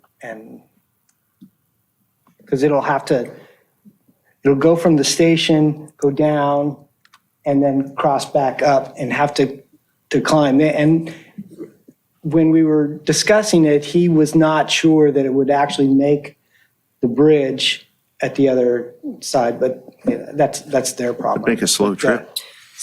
But yeah, so we'd essentially have these trains coming down at 40 miles an hour into this tunnel, every 6 minutes or whatever. But that's what their mitigation was, the trench. So they're aware of the significance of the problems at 182nd Street. Yes. So much so that was when the trench was. They went back to the drawing board, yes. Right, okay, yeah, that's important to know. Well, and when you also consider that they weren't even thinking about this until the people who live there told them about it, Yeah.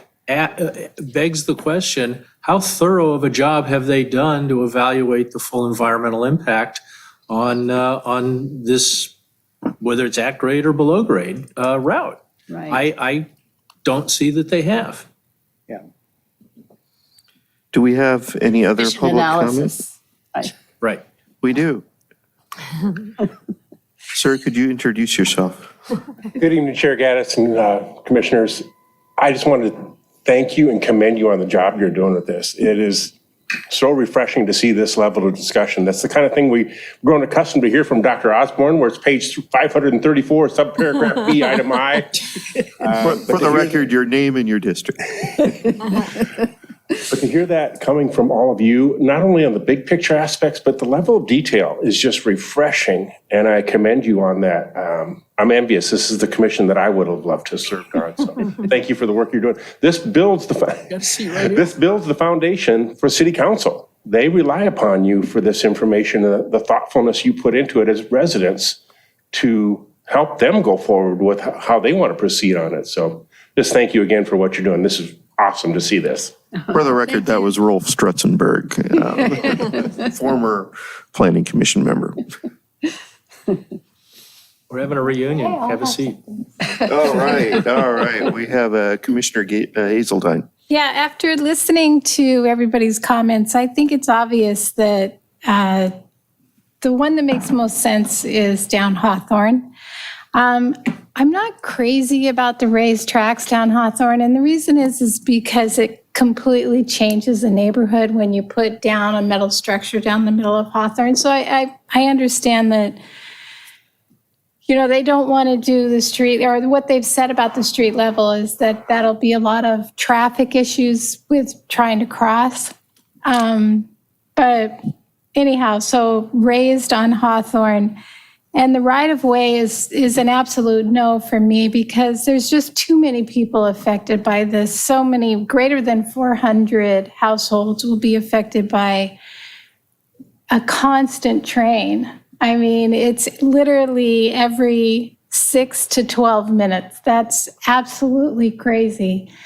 And I think when we look at where they have these the lines now, I think of the one that runs just north of the 10.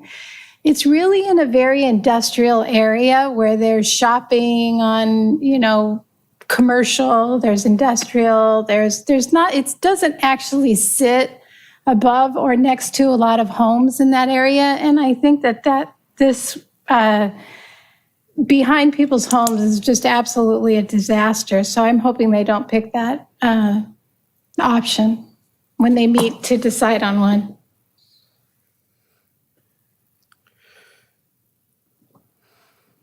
Yeah, I think you're right. It's a shame that there has to be such a big engineered structure going down the middle of Hawthorne, but it's the best option that we have. It's the least destructive. It's the most environmentally acceptable. And frankly, the raised monorail at Disneyland doesn't look all that bad. What we need is more rides around it, maybe. I see a lot of them because I'm in that area a lot. And it's not nice. I mean, it's not nice. It's like an overpass of a freeway going down Hawthorne. Well, it's not really nice. If anybody that spends any time in El Segundo sees how they've raised it and put it on the side of the street there, it's this big concrete, structure that looks like something that was built in the Soviet Union in the 70s. So it will change the feel of Hawthorne Boulevard north of 190th, and I don't feel good about that. Do we have any other items in the DEIR that we want to point out that are inadequate? Director Forbes, do we have a good list? We do. Could you share my screen? Yes. I'll just go through them. I categorize things.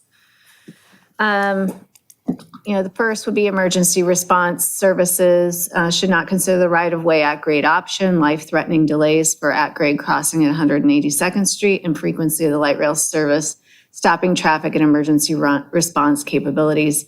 In addition to police and fire, McCormick Private Ambulance Service travels 182nd Street regularly. This is a major corridor. Right-of-way at-grade traffic stoppage will cause delays. The ability to get across tracks in a timely manner is critical for these life safety services. Just want to add to that, is it the case that McCormick is actually located right on 182nd? That's where they're... It's really hard to see where they are, but they're right between the tracks and Kingsdale, and a little bit further back from 182nd. Okay, so they're on Kingsdale, not at 182nd? I'm not sure what their official address is. Maybe somebody could Google it. Right here. Yeah, can you take a look? Because if they are on 182nd, that's pretty compelling, just on the face of it. Good luck finding it. And I have a feeling they are. They are? Okay. Okay, I added that. So are they east or west of Kingsdale? They're east of Kingsdale. Okay, so they're behind that row of stores that includes King Harbor Brewery. Yeah. Yeah, or those spaces. They're in the back there. Because I know they're quite well hidden. Yeah, so they're barely We added around, that. barely east of Kingsdale.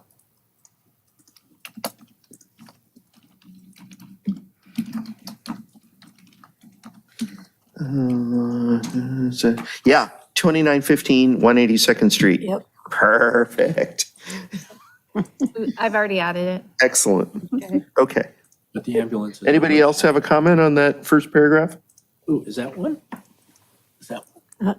No, that's a truck. Okay. That's a truck. Public services and emergency responders, the DEIR does not go deep enough to address deployment practices. And the impacts of these delays. The Planning Commission recommends that the City Council has for review fire and police data and ambulance frequency to see how much the crossing intersection at 182nd Street by their March 21st meeting. See how much the crossing intersections are used. I think you need a verb in there. How much these services are crossing. Yes. Okay, great. Okay. For soils, concerned with the safety of the 3 sets of tracks over pipelines where there are unstable soils, including clay soils, along the right-of-way alignments. The raised elevation route down Hawthorne has opportunity to do more engineering over more stable soils where the red car had been routed for several decades. I don't know if I got that correct, but I was trying to capture that. Concern about impacts to the quality of life and safety, security of more than 1,000 residential households along the right-of-way alignment option. And that's not just related to soils. I do have I could always put this in the other, and then list, see all categories above. And I'll do that.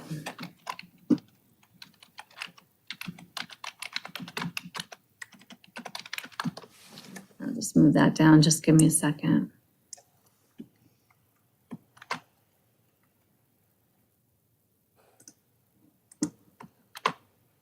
Okay. At grade crossing, I noted the page that Chair Gaddis had provided did not include in the materials impacts to 182nd Street. May I add something? Yeah. Could we ask them to do a level of service analysis? I know they said that they don't have to because of VMT being the norm, but there's a lot of agencies that are doing both. Yeah, we can ask. They don't have to do it. In soils, I don't think we talk about sinkholes, do we? I mean, we talk about unstable. Unstable. I think we should say sinkhole. Unstable soil, including sinkholes. Yeah, there we go. Including. There is evidence of unstable soils with. There are unstable soils. There are Sinkholes that seem sinkholes. to be unrepairable. Right. Will it make a difference if we put that there is evidence of this? Not that we're just imagining this, but that there is evidence of this in the area? Well, I don't know if that will make any difference. I'm sort of leaving that up to Dr. Forbes. I don't have a doctorate, thank you. There are seemingly unrepairable, unstable soils evidenced by A sinkhole in the area. Yeah. Oh, thank you. by large and deep sinkholes. And extremely dangerous. That what? At Ruxton Place? I wouldn't want to limit it geographically. Yeah, maybe too limiting. Yeah. I think the whole area is, the soil is unstable There and you it's go. That all fixes potentially, it. it could potentially create sinkholes. But we have at Ruxton Place, and I've seen this hole, is a hole on the property owner's side that disappears into the dark. And and no one has come to fix that. Is that correct? It's still there 2.5 years later, and these people have been unable to use the homes that they've purchased in the manner that they were expecting when they purchased them. I added just including adjacent to Ruxton Place, so it's not exclusively just listing that, but. Yeah, including. Okay. Okay, so, Well, not just adjacent, it's on their property. This sinkhole spread underneath the wall, the property wall, and is on the Ruxton property. Yeah, collapsed the patio. okay, I've added that, all right. Okay. I've added it. The page 3.1-23 did not include in the materials the impacts to 182nd Street.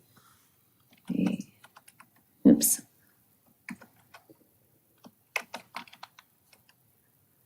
I'm sorry, I'm just like one key off. I have that same keyboard. Right. The impacts to 182nd Street traffic, I think. 182nd Street should be considered a major arterial since there are approvals for improvements to Galleria site and the new transit center has just been completed. I would probably include there that as part of our housing element, we have. I have that Oh, that's further down. Okay. But All right. I think that that's that's an appropriate place to put it. Yeah.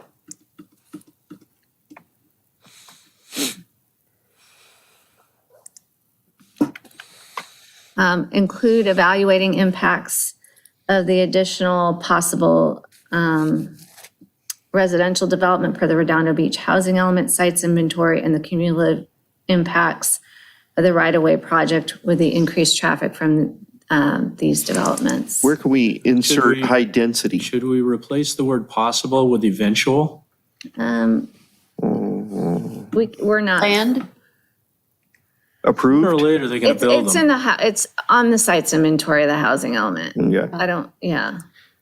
Does the word high density belong in there anywhere? Where was, Well, up at the top there, where it Possible says high density residential. eventual Yeah. high-density residential development. There we go. Beautiful. okay. Page 3.1-45 regarding roadways relies on the municipalities to implement measures to deter cut-through traffic when 182nd Street is experiencing traffic stoppage due to the right-of-way at grade option. Undercounting cut-through traffic impacts, the DEIR is undercounting cut-through traffic impacts on arterials. The DEIR claims no impact on bicycle safety, yet riding bicycles across rail tracks is a hazard due to tire size and uneven surfaces. At this point, there is only one set of tracks to cross 182nd Street, but the proposed right-of-way at grade would have two additional sets of tracks, compounding the safety hazard.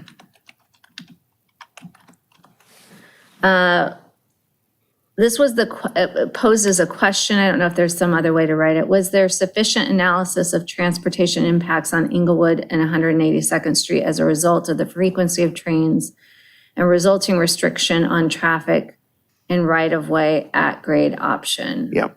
Okay. Okay, for noise, the significant unavoidable impacts of the right-of-way options regarding noise will be in perpetuity for operations, should not move forward with those options. And even the trench option would only be LTSM if other agencies take action for quiet zone. Do not believe the benefits of the project outweigh these project options.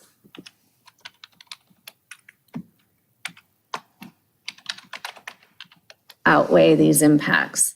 Noise and vibration metrics make no reference to the noise standards in residential districts per Redondo Beach Municipal Code. The DEIR needs to respect the local municipalities' regulations. Excellent. Concern about other comments. Concern about impacts to quality of life and safety security of more than 1,000 residential households along the right-of-way alignment option. I suppose that would be options. See all categories above. The no project alternative shows significant unavoidable impacts in many categories. Where is the significant data to support this? The Hawthorne option is most environmentally sound option and should be the option pursued if Metro is going to build the project. The Hawthorne option is the option that does not directly impact adjacent residential uses.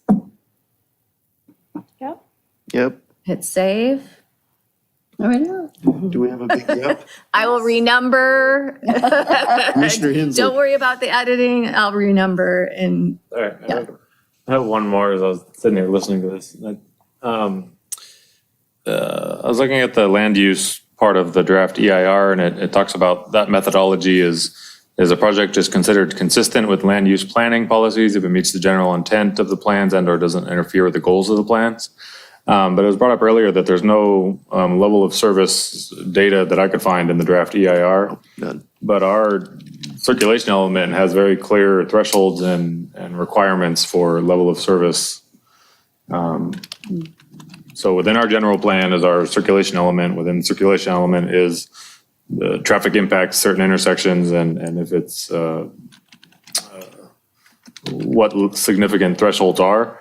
And so for them to claim that it is consistent, I think we would at least have to see the data of the intersections that they've highlighted in the draft EIR that against our city's traffic. So It's part of respecting our local. yeah.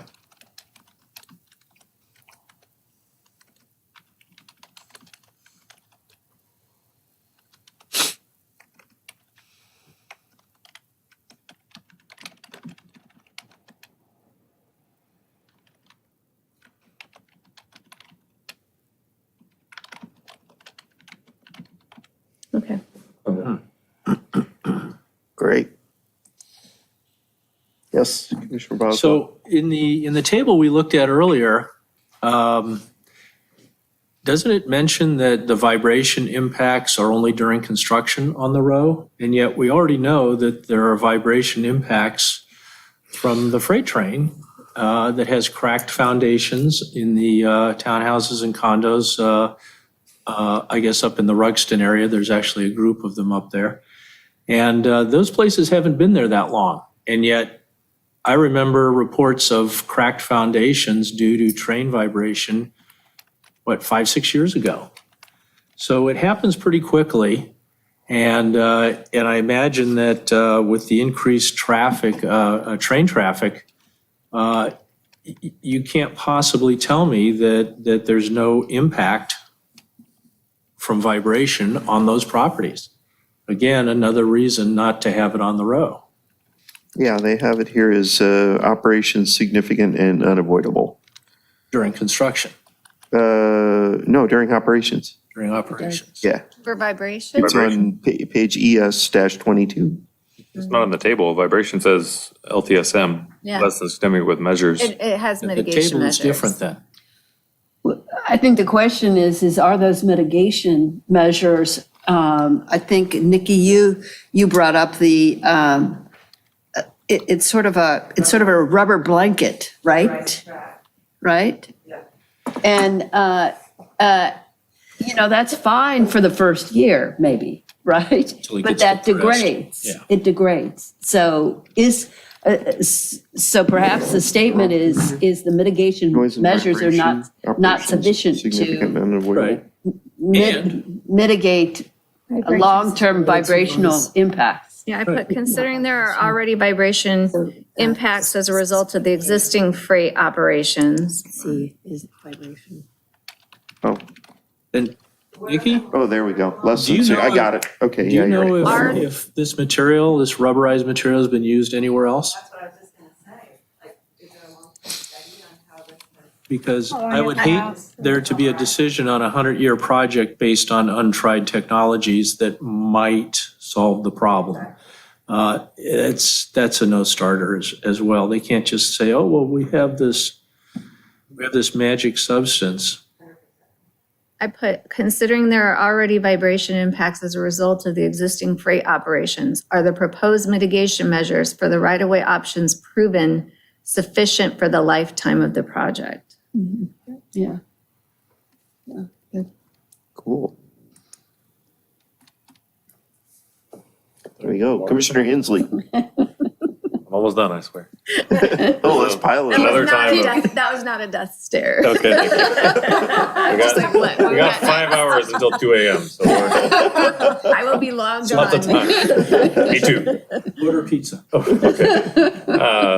We barely touched on, but a lot of this is less than significant with measures. I know I did not look in depth at what those measures are. And we touched on it a little bit, but just in the general comment, I think, to the city council is somebody needs to check the measures because LTSM is only assumes that the measure they take is effective. So A little bit of discussion tonight about it, but, you know, if it's not effective or the measure is insufficient, then it is a significant unavoidable impact, but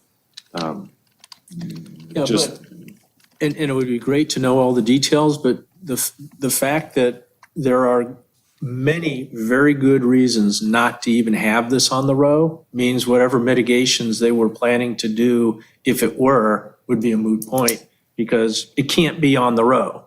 But even the Hawthorne option has 9 less than significant with measures. And, You know. and that would be what we would want to focus Yeah, on. yeah, that's fine. But generally, I found them very generic and very, you know, we will follow all codes. We will follow noise ordinance. Like, okay, that's fantastic. Depends on where you put the rubber blanket.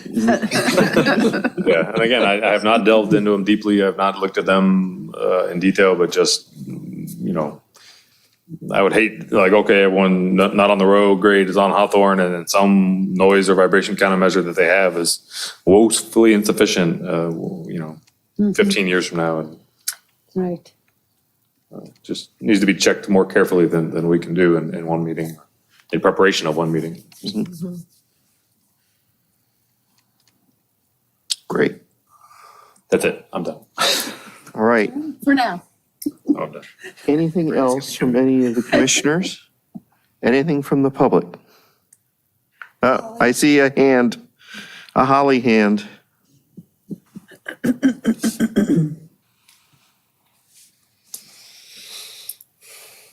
This one's calmer. This is Holly Osborne, District 5. But I listen to all their meetings and I call in. And my speech for yesterday was, and one of you brought it up, I said there are 40 mentions of ridership, to increase ridership in the draft EIR. I did the find function and counted them, or it counted them for me. Yet, there is not one actual ridership number. And they've got the objective is to increase ridership. 40 times they mention it, but no numbers. It turns out the ridership summary is a separate document. And for your hunt out, it doesn't fit in the 1,008 pages. You got to have another one. I don't know how long that is. But when I made my remarks in less than 1 minute at the meeting, I just said that ridership was a factor, and I said I would mail them the tables, and I did, and I will mail it to you too. And the results all showed that the Hawthorne option had more riders. Okay? Now, I'm thinking, my gosh, with all the extra stuff we're building there, it should be even more riders yet. But these were their 2042 predictions. So I'm just going to mail that to you. If you like it, you can include it. And I also want to echo something Rolf said. When I came here tonight, I said, my God, I know a lot and I can't even get through this document. How are these people going to do it? I know they haven't read it. But you guys are so experienced. You bring up all the right points. And I, sitting back there, I'm impressed. I was thinking, man, I appreciate it. I really do. Okay? So I am impressed. Would have been nice to have 2 or 3 more weeks to read it more Well, thoroughly. anyway, and go back I'm going to do send stuff you with it. guys my remarks that I made yesterday and about the ridership, because like I said, when you only have 1 minute, you can only do one thing at a time. And I cannot tell you how many times yesterday, I kept repeating it and timing it and taking out syllables so I could get through it. It's horrible. I would much rather be working with my second graders, okay? This is hell. Thank you for the compliment, though. I really didn't mean to, okay? We're such Thank a you. cool city. Motion to receive and file. Yeah, there should be something about ridership in there, and having a station at the Galleria right in front of 300 apartments. It's got to boost ridership. And of the people that move in there, where are they going to be working? Well, if Is they're that something working in we El can- Segundo, bam. Brandy, is that something we can include as a comment? I am. Writing in. Oh, great. Oh, sorry. I am not looking down going, I'm actually typing. Okay, I'm sorry. But it's implied. I wasn't watching. A sigh is implied. Oh, we have Nikki. Another comment, approach it? Okay. Nikki Negrete Mitchell, District 3. First of all, Kevin reminded me that the South Bay Social, they sent a really big, nice letter to Metro expressing they're advocating for the Hawthorne, and they're also offering to have a ticket sales kiosk in their concierge. And, so they had a really good pitch to them advocating for Hawthorne Boulevard. And I believe I have a copy of that I could forward if you want to see it, if need be. But the other thing is a little more of an emotional thing. I have a lot of people in my group and at my rally, and my daughter and myself, actually. We have an owl family that lives basically in the right-of-way, but it goes from the El Nido Park tree canopy to the cemetery, to that house on the corner of 182nd and Inglewood with all the yard signs. The big pine tree. Known wildlife impact. It's said in the draft DIR that there's no wildlife impacts, and Perfect. perfect. Yes. I went straight to that. I looked for it. There's an owl family and there are hawks, at least one hawk family. And we have a lot of gophers and rats and, little rodents that they feed off of. And I so feel certain that these owls are endangered. I have, actually, that's no joke. In Hermosa Beach, there was an owl nest and these big overgrown palm trees, and the lady, it was on the news, on Channel 7 News, that she petitioned, and it saved the owl nest in these palm trees, and so they didn't have to cut them down. But we've had the owl actually in our yard and above our house, and in the wire above our house, and that's the wire is actually in the right-of-way, and if there is going to be construction there, those guys would go away for sure. Oh, yeah. And 5 years of construction. yeah, so no more hawks and no more owls, and that would be sad. Owls and hawks. And I think they are a significant factor in the control of gophers, which are incredibly destructive. Oh my God, yeah. And the rats that are along the right-of-way there, the row. Right. And I know that owl by name because she likes to eat in my big pine tree, and I see the unintended consequences down below on the ground. Not an easy thing to clean up. But it's clear that they're eating a lot of mice. Yeah, that's good. That's good. A lot of rodents. And we have the raptors, and there's the one, the hawk that nests every year in the lights above Adams Field, and then has a territory all the way around the whole area, plus the ones in El Nido Park, the family in El Nido Park. So yeah, we have some significant wildlife. Excellent. Good point. Thank you. Yes, thank you for reminding me. Any of that. other comments? No e-comments and no attendees. Any comments here? Any comments from the commissioners? No. All right. I think it's a wrap. Motion Motion to forward the comments agreed to in this document. Do we have to a the motion council. to forward these comments? to I the- motion. Do we have a second? I second. Second. All those in favor, say aye. Aye. All those against, say no. Motion carries unanimously. If we were to spend a little bit more time on our own delving into this and had additional things, we could present those at the next council meeting, right? Absolutely. Okay. Good. They will certainly hear public comment, yeah. Okay. Okay. You can stop sharing my screen. Thank you. All right. Items continued from previous agendas. None. None. None. Okay.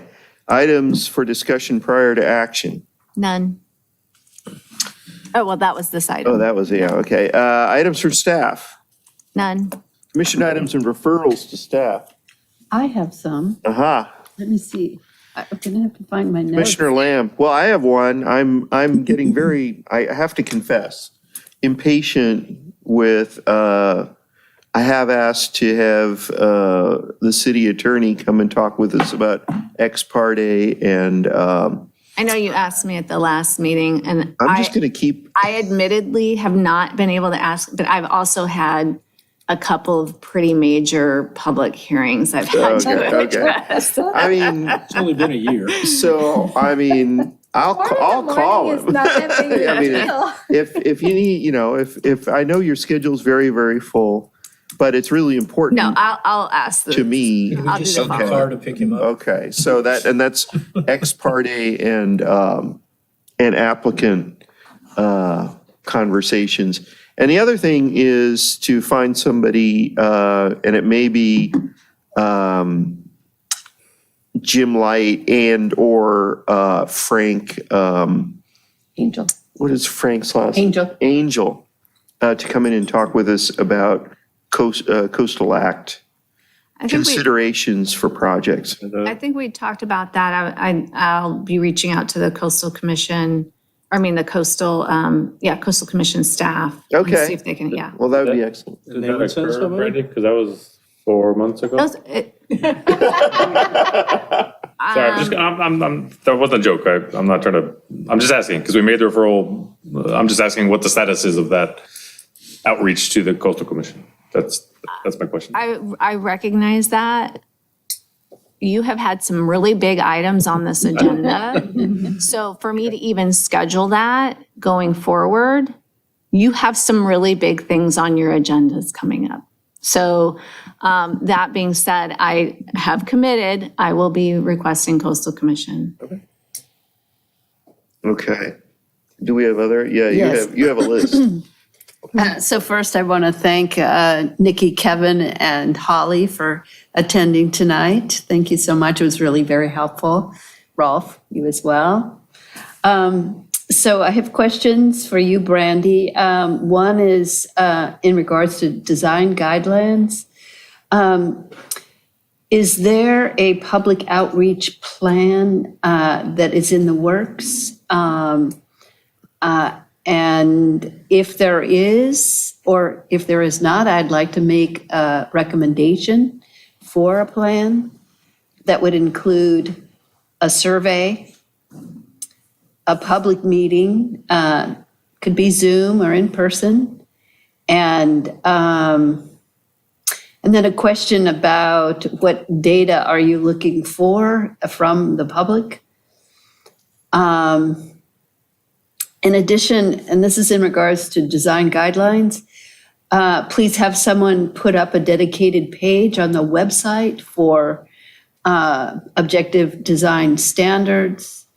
Again, these are just suggestions. And also, I know that there is information on the web, on our site. I think it's on the planning site. It's somewhere, I saw it. It's not a dedicated page. But if you would spell out objective design standards as opposed to using ODS, because I don't think the public actually knows what that means. So I think there's a line that says if you want more information about ODS or something like that. I don't think the public actually knows what that means.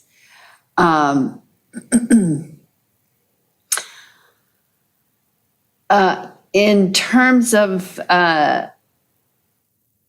what we've done so far, is there any update on the gas station on Artesia and the snack shop on Aviation?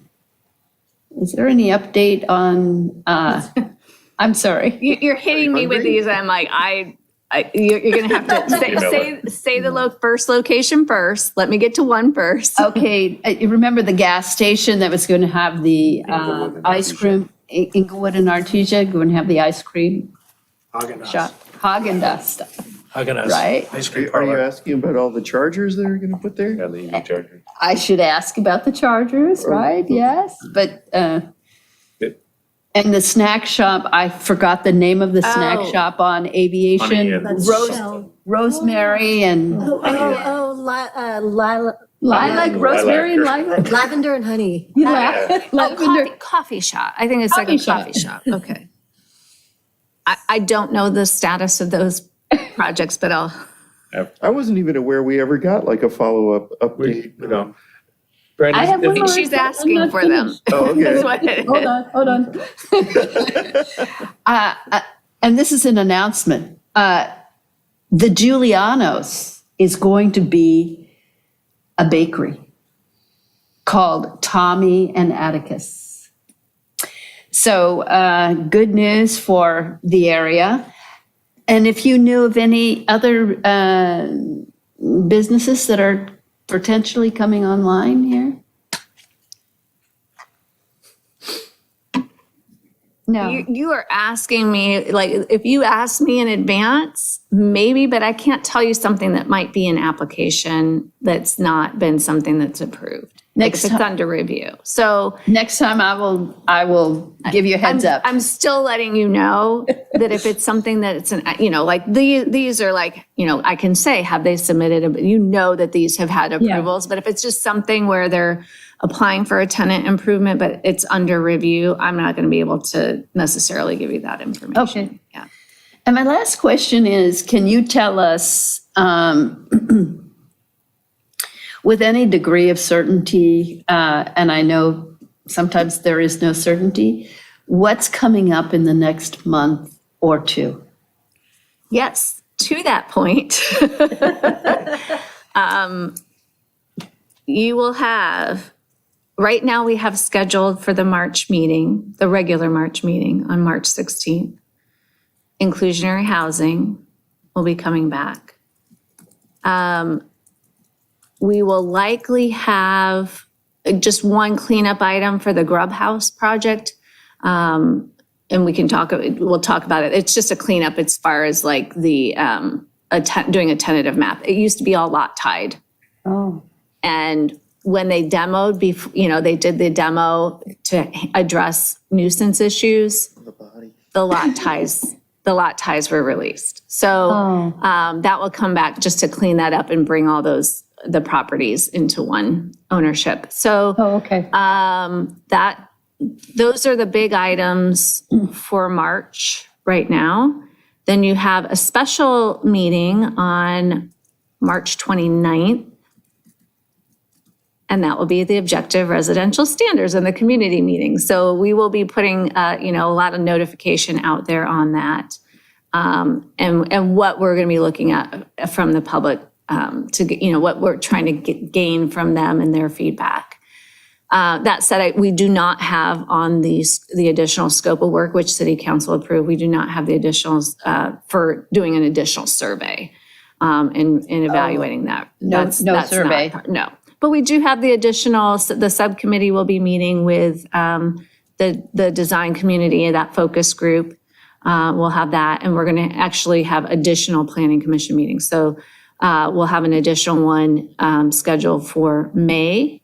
So from all the feedback we get from the design community, subcommittee, planning commission community, we'll be making revisions to those standards in May. The document's out there, so you all have that.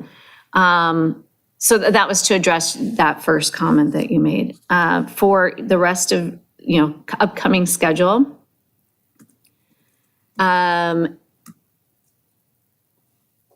April, I'm trying to think what we have for April. There's, I know that there's an ordinance or something coming to you in April. We definitely have SB 9 ordinance that has to be evaluated and adopted before the end of this year, because right now that's only under an urgency ordinance. So I think I have that scheduled for April. And then May, again, the objective residential standards will be coming back. There we go. Thank you very much. Thank you. It's helpful. And then maybe Coastal Commission, maybe the city attorney. Okay. If there isn't anything, you have something. You raised your hand a second ago. Commissioner Lambs, there's a website that shows all of the planning commission's approvals. It doesn't tell you like when they get a building permit or what they do, but it does have like slight update or like a little bit of information about each project. Where is that?